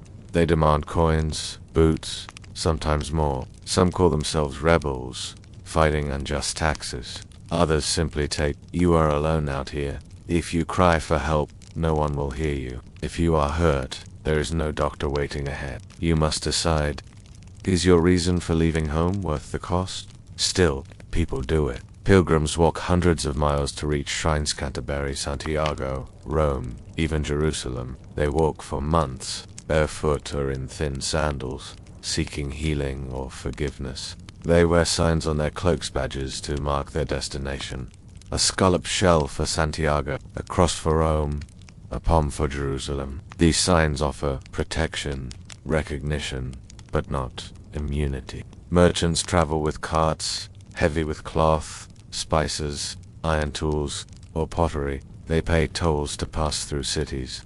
They pay again to set up shop in a market. Every town has its own rules, its own weights, its own coins. They may carry letters of passage from local lords or guilds, stamped with wax to prove they have a right to be there. Without those, they risk arrest. Soldiers travel with companies and campaign, escorting nobles, patrolling roads, but war is no safer than the woods. And when armies march, they trample fields, take what they want, and leave disease in their wake. The safest travel happens in groups. Pilgrims form caravans. Merchants hire guards. Nobles send ahead messengers. But even then, sickness spreads.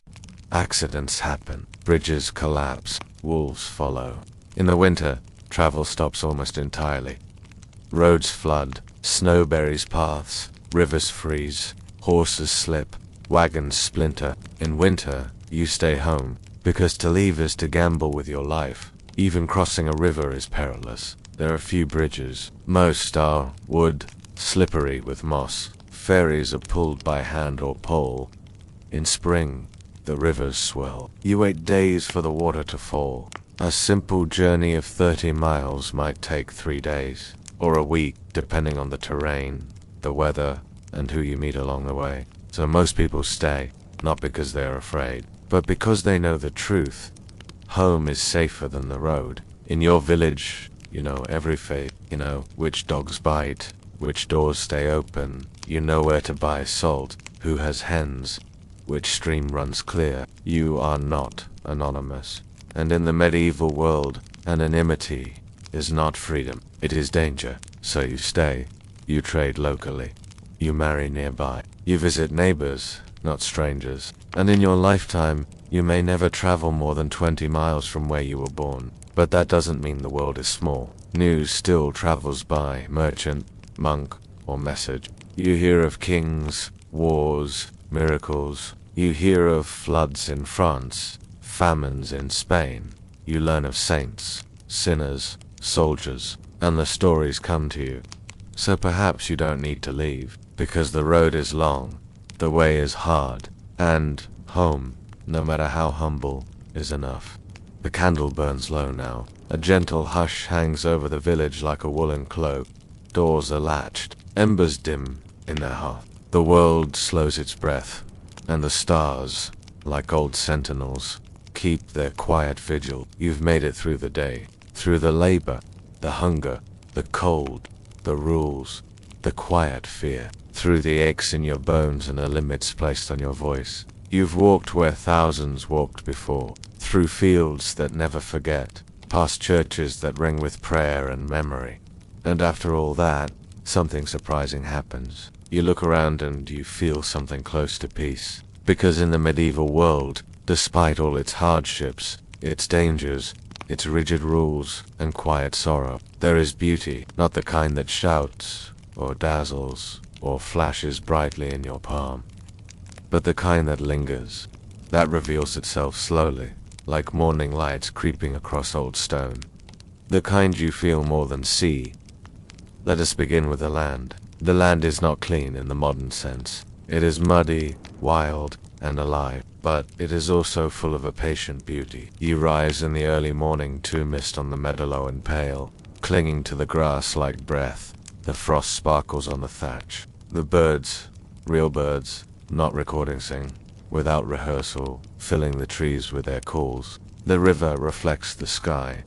The woods hum with insects. A hedgerow rustles, and a fox slips through it. Bees gather at the edge of a flowering tree. A hare bounds across the path just as you step out of your cottage. This is not wilderness untouched by man. It is land touched gently, worked over centuries, shaped by hand and hoof and plow. There is no noise but nature and labor. The bleat of sheep, the creak of wood, the occasional clatter of hooves on stone. You walk these paths every day. They are old, older than you, older than memory. The trees have heard your language change. The stones remember different names. And still, they remain. In the fields, beauty appears in repetition, in the way seeds fall into furrows, in the golden sway of barley under a summer breeze, in the careful stacking of hay, the symmetry of sheep in pasture, the straight rows of cabbages after rain. In town, it's different. Beauty hides in small places, a carved face peeking from the corner of a timber beam, a splash of blue in stained glass as the sun hits just right, the careful weave of a basket, a chalk drawing left by a child on the stones. Even the tools worn wooden, imperfect, have their grace. The blackened kettle, the iron spoon, the patched wool cloak that kept someone warm for 20 winters. Every object has a story, and because nothing is disposable, everything is valued. And then there is sound, not noise, sound, the kind that soothes rather than the rhythm of a mill wheel turning, the lull of a lullaby hummed in an old dialect, the distant call of church bells soft, slow, calling not to hurry, but to pause. A flock of geese overhead, a song passed down through 100 winters, sung quietly in a room lit only by fire, and then the silence that follows, not empty, but full, full, full of rest, full of memory, full of things that cannot be said. And above it all, the sky, so wide, so near. At night, it holds more stars than you remember exist. There is no streetlight to outshine them. You can see the Milky Way stretch like a river of dust across the heavens. You can sit beneath it, wrapped in wool, listening to the quiet creak of your own breath, and feel for a moment that you are exactly where you are meant to be. Even the hardship has beauty, not in suffering, but in closeness. You share food, not because it's polite, but because it's necessary. You know your neighbors' names. You've seen their tears, their joy, their aging. You sit at the same table for every celebration, whether it's a wedding, a harvest, or a wake, and you know, deep in your bones, that your life is tied to theirs. In hardship, you depend on each other. In joy, you lift one another. You have little, but you give freely. You own little, but what you own, you know how to repair. You need little, but what you need, you respect. Even your faith, however complicated, gives shape to the beauty. You light candles in memory. You hear psalms sung in echoing stone halls. You kissed the hand of your grandmother as she prays. You watch pilgrims kneel at the roadside, and something in you stills, because even if you doubt, there is meaning in the ritual, in the rhythm, in the reaching. You are reminded that you're part of something larger, not because you are told but because you feel it. In the way the soil smells when it rains, in the way a child curls into your lap as the fire fades, in the way someone sings your name when you return home. And then there is the light, that warm, amber glow of flame. It flickers on the walls of your cottage. It dances on the faces of your family. It spills across the rough wood of the table, catching in the steam of the soup and the curve of the spoon. It is not bright, but it is gentle, and it tells you rest is near. Yes, this world is hard. You are cold often, hungry sometimes, tired always. But you are not alone. You are not forgotten. You are not unseen. There is beauty here. You just have to look slowly, quietly, and with your whole heart. So no, you wouldn't last a day. But if you could last a week, or a month, or a year, you might find that even in a life built on toil and repetition, there are moments of grace so soft, so simple, so pure that you'd carry them with you for the rest of your life. Like the sound of snow on the thatch, the hush of the woods after rain, the weight of a hand on your shoulder in the dark, and the knowledge that even in the hardest places, beauty endures.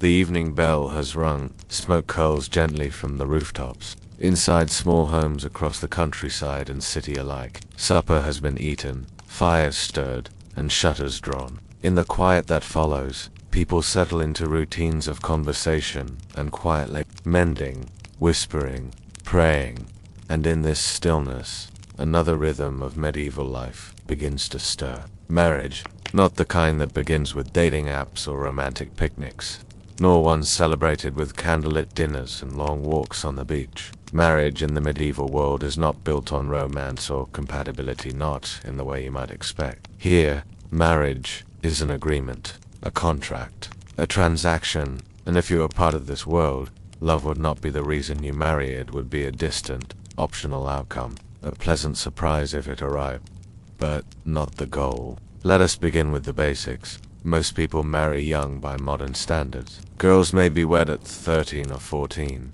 boys slightly later, depending on their ability to support a household. In noble families, marriages are arranged by parents, sealed with alliances and land. In peasant homes, it's more practical who has a cow, who owns a field, who needs a partner to manage a home.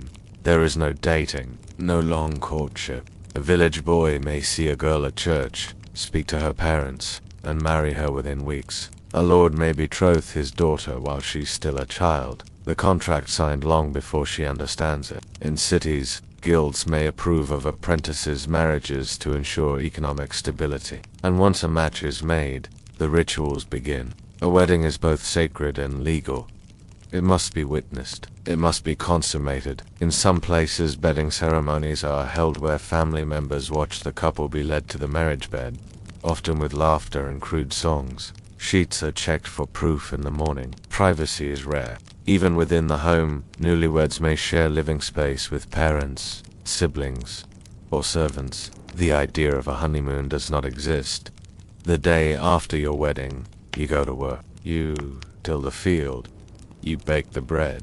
You feed the animals. Love, if it comes slowly, through shared labor, through survival, through the long repetition of days, one after another. A husband may come to admire his wife's skill with herbs, or her cleverness at stretching food through the winter. A wife may come to respect her husband's endurance, his quiet strength in hard seasons, but affection is rarely spoken aloud. Public displays of affection are discouraged. Marital relationships are governed by religious instruction. The church teaches that the husband is the head of the household, and the wife is to be obedient, modest, and chaste. The ideal wife is silent in public, diligent at home, and fertile in the marriage bed.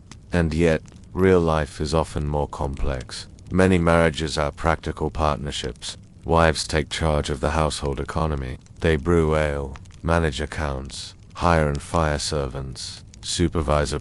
Husbands may defer to their wives in business, especially in markets or household management, but imbalance exists too. If a husband is cruel, a wife may have little recourse. Beating is legal, within reason. The church preaches against excessive violence, but local courts rarely intervene. A woman may return to her father's home, but only with approval. Divorce as you know it does not exist. Annulments are possible but rare, and only under specific conditions. Consanguinity, impotence, forced vows, or unconsummated unions. For most, once married, adultery is a serious offense. For women, it may mean public shame, a shaved head, or banishment. For men, the consequences are lighter unless the affair threatens property or reputation. Jealousy exists, of course, but it is managed quietly, or with the help of neighbors, priests, or communal shame. There are stories of love, too, of songs sung beneath windows, of secret glances in the pews, of letters passed between lovers, especially among the literate. Troubadours compose verses praising unattainable women. Ballads are sung about doomed romances, knights who die for noble ladies, or peasant girls who trick the devil. But these stories are the exception, not the rule. Marriage is not where romance begins. It is where life continues. A wife may bear 10 children in 20 years. She may bury half. She may work through miscarriages, fevers, hunger. Her husband may travel for work, for war, for trade. Months may pass between meetings. Letters are rare. News travels slowly. And yet, many marriages endure. Not because they are perfect, but because they are necessary. The house must be kept. The field must be worked. The fire must be tended. You share a roof. You share a bed. You share sorrow, laughter, silence. And sometimes, love grows from that. A familiarity that softens into trust. A hand reaching across a table after a long day. A shared glance when the baby finally sleeps. A song hummed under breath as bread rises. Not the love of ballads, but the love of endurance, of shared burdens, of aging together in a world that offers no pause. And if your spouse dies, you marry again, not because you've forgotten, but because life requires 2 pairs of hands. Widows remarry quickly, especially if there are children to feed.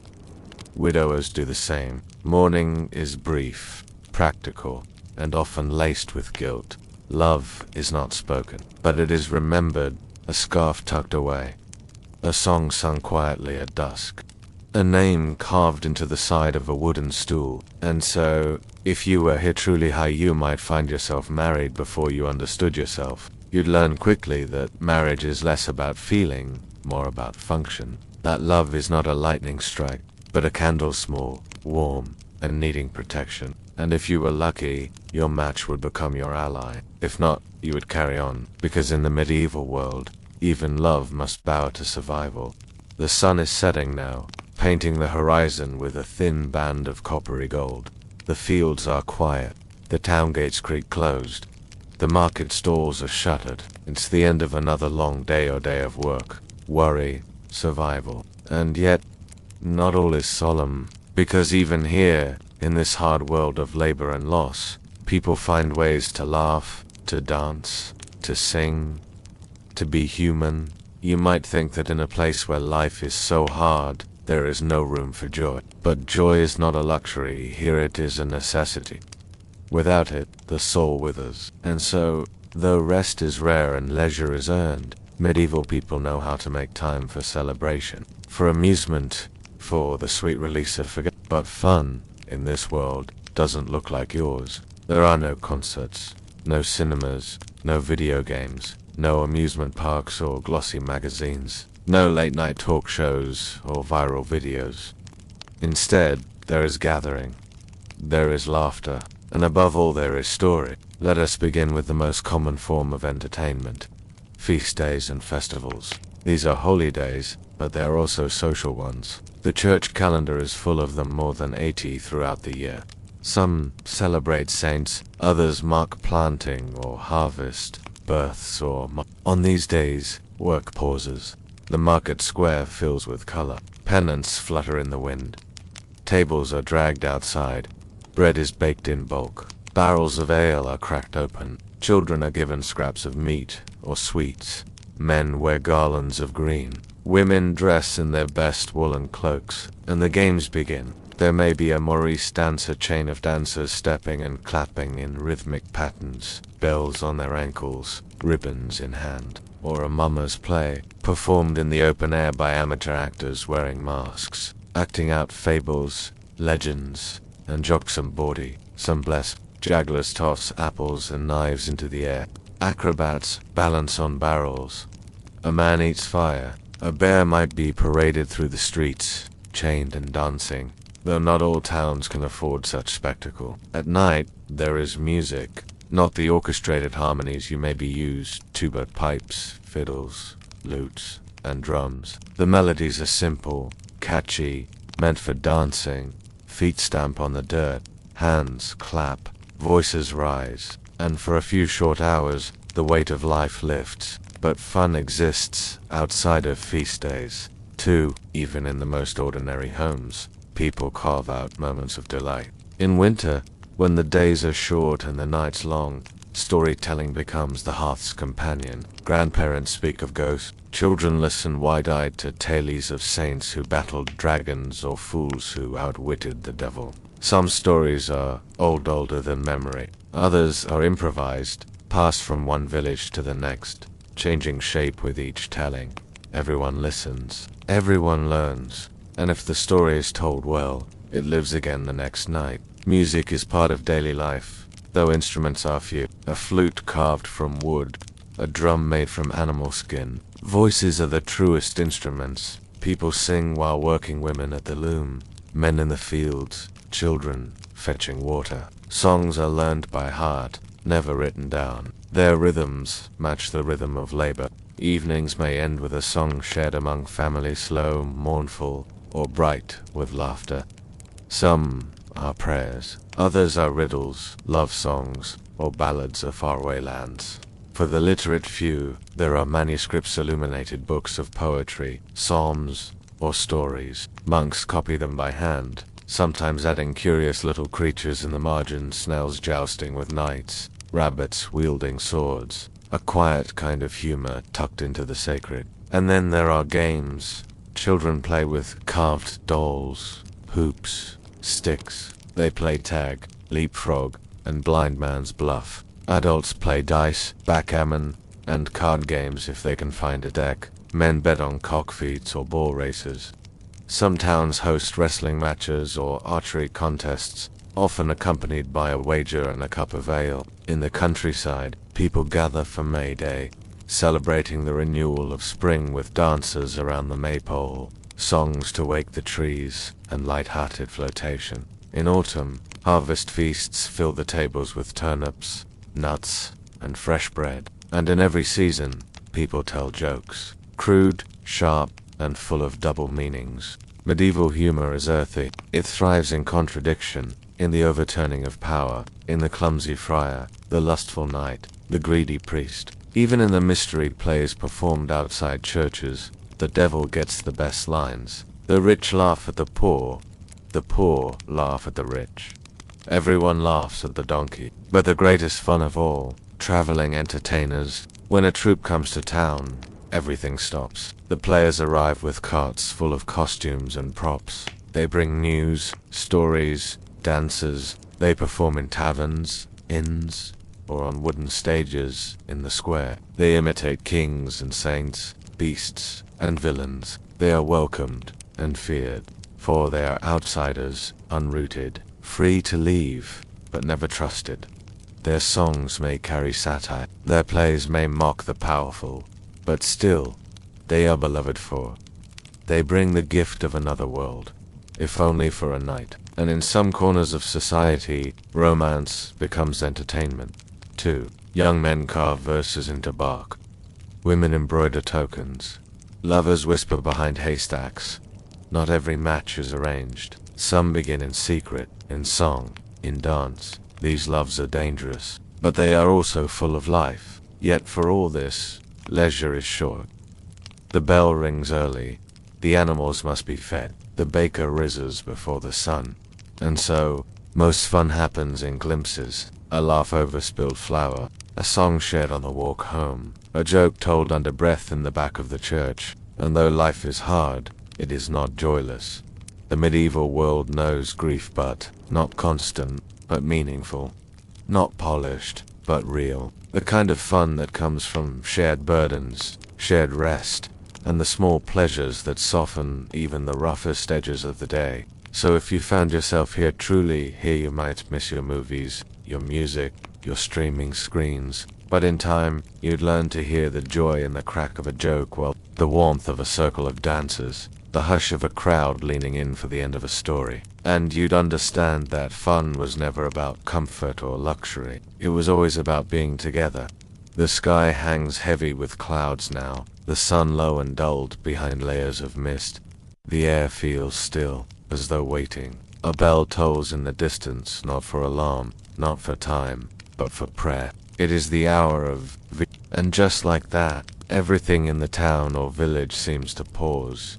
A mother lifts her head from her weaving. A ploughboy leans on his yoke. A baker wipes his hands on his apron and crosses himself without thinking. In the churches and abbeys, candles are lit, psalms sung, incense rising like breath into the rafters. Because here, in the medieval world, the church is not just a place you visit on Sundays. It is everywhere.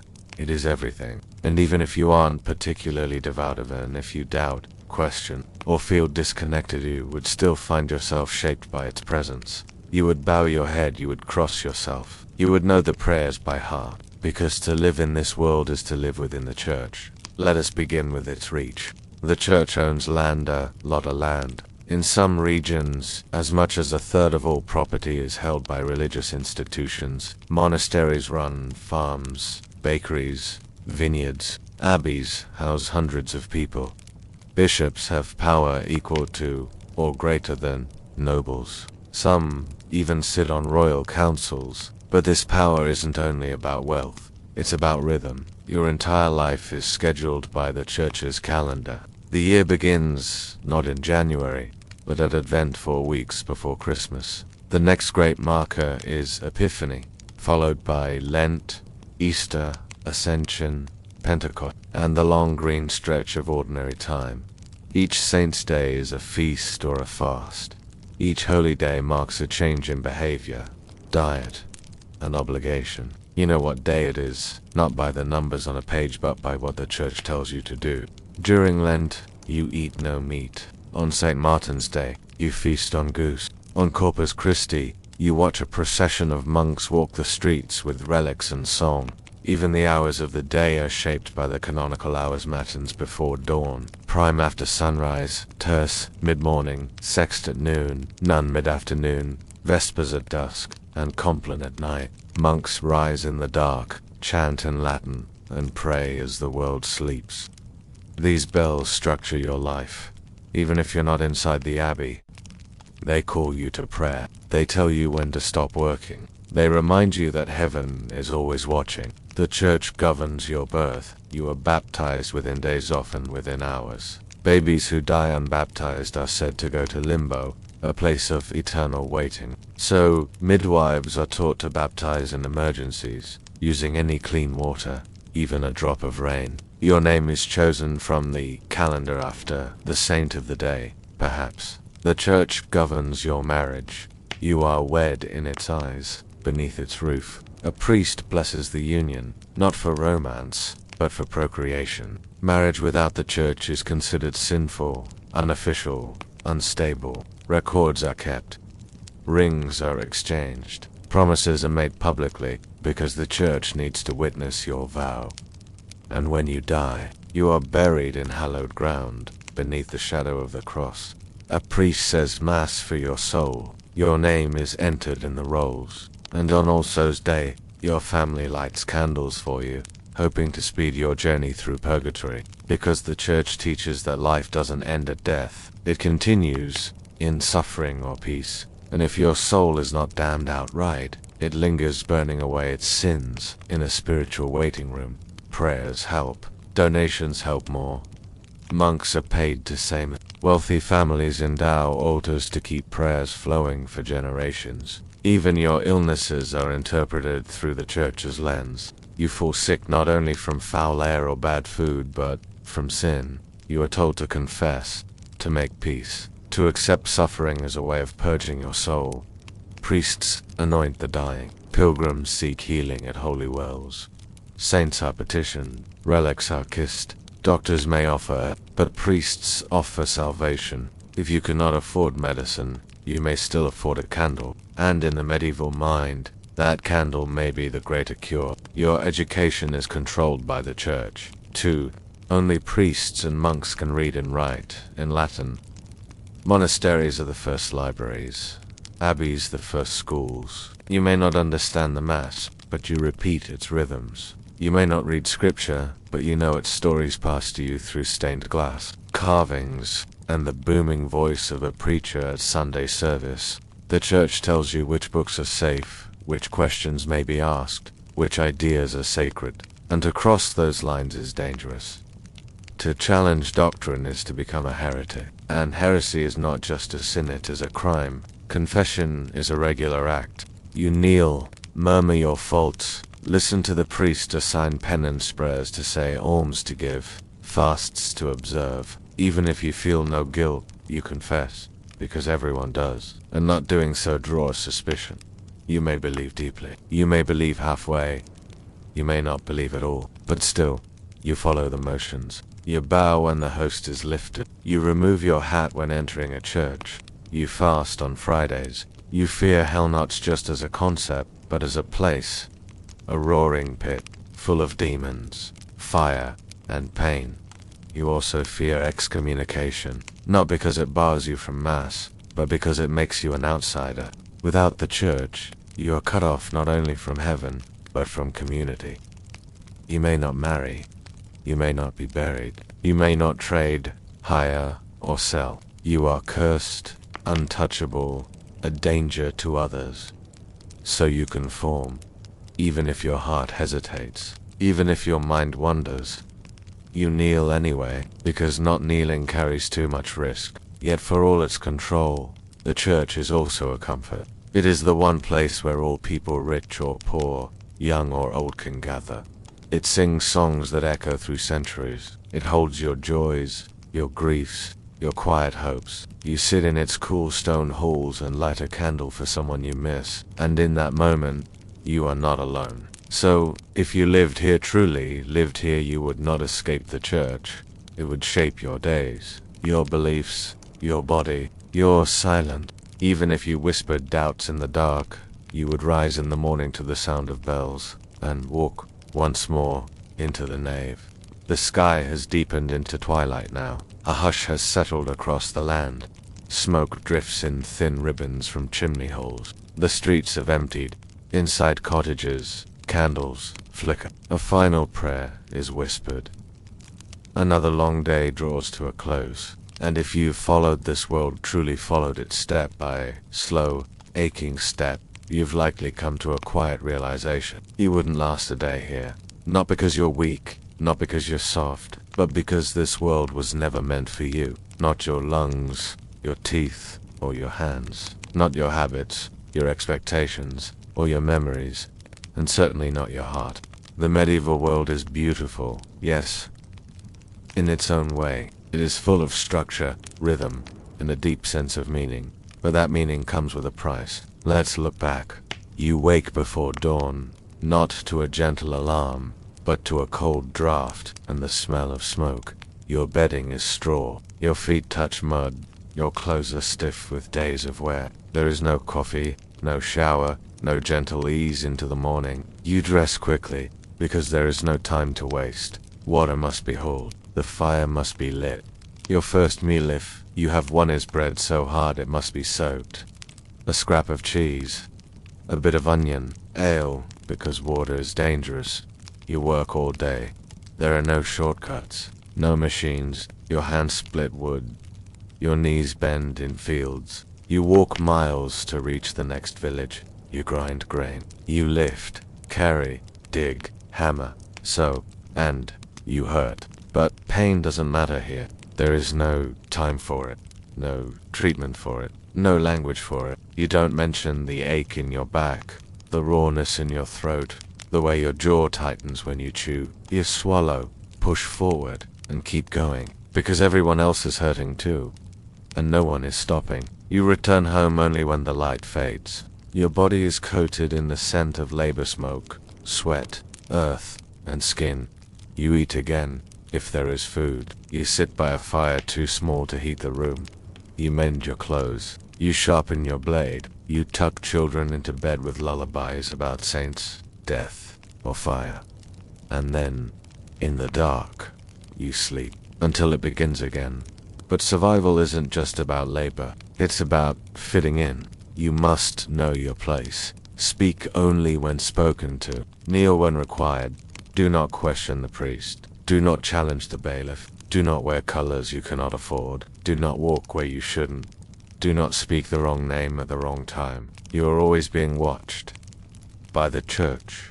By your neighbors. By the law. Your thoughts are not entirely your own. Your choices are shaped by fear of punishment, of hell, of hunger, of shame. You learn to be quiet, to blend, to say the right things and think the rest in silence.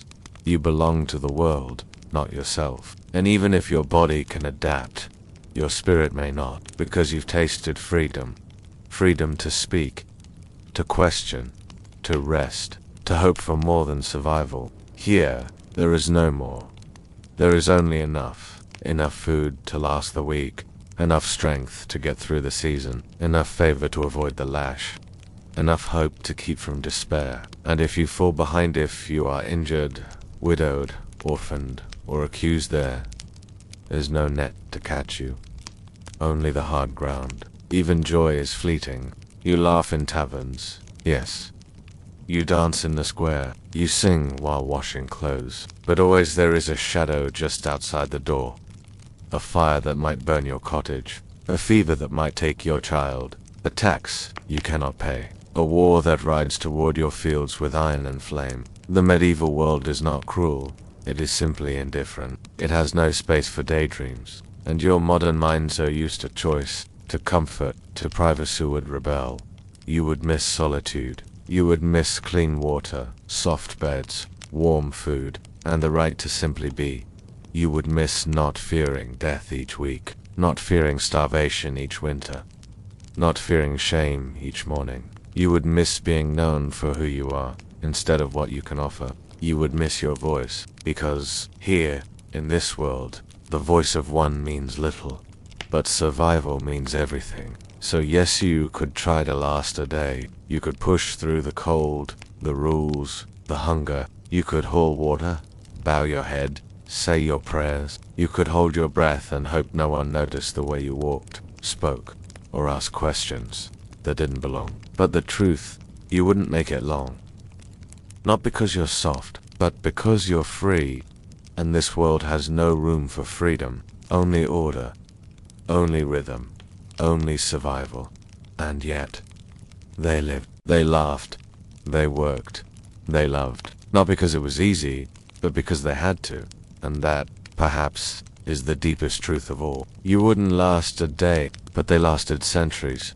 And their echoes still live in the stone paths, the broken churches, the stories passed down in quiet corners. They endured, not with comfort, but with courage. Not with dreams, but with duty. And in their quiet, aching way they remind us of what strength really is. And so, our journey comes to an end. You've walked the muddy paths, felt the weight of rough-spun wool, heard the clang of iron and the hush of chapel bells. You've risen before the sun, endured hunger, bent to the will of lords and labor, and drifted into sleep beneath a sky darker than you've ever known.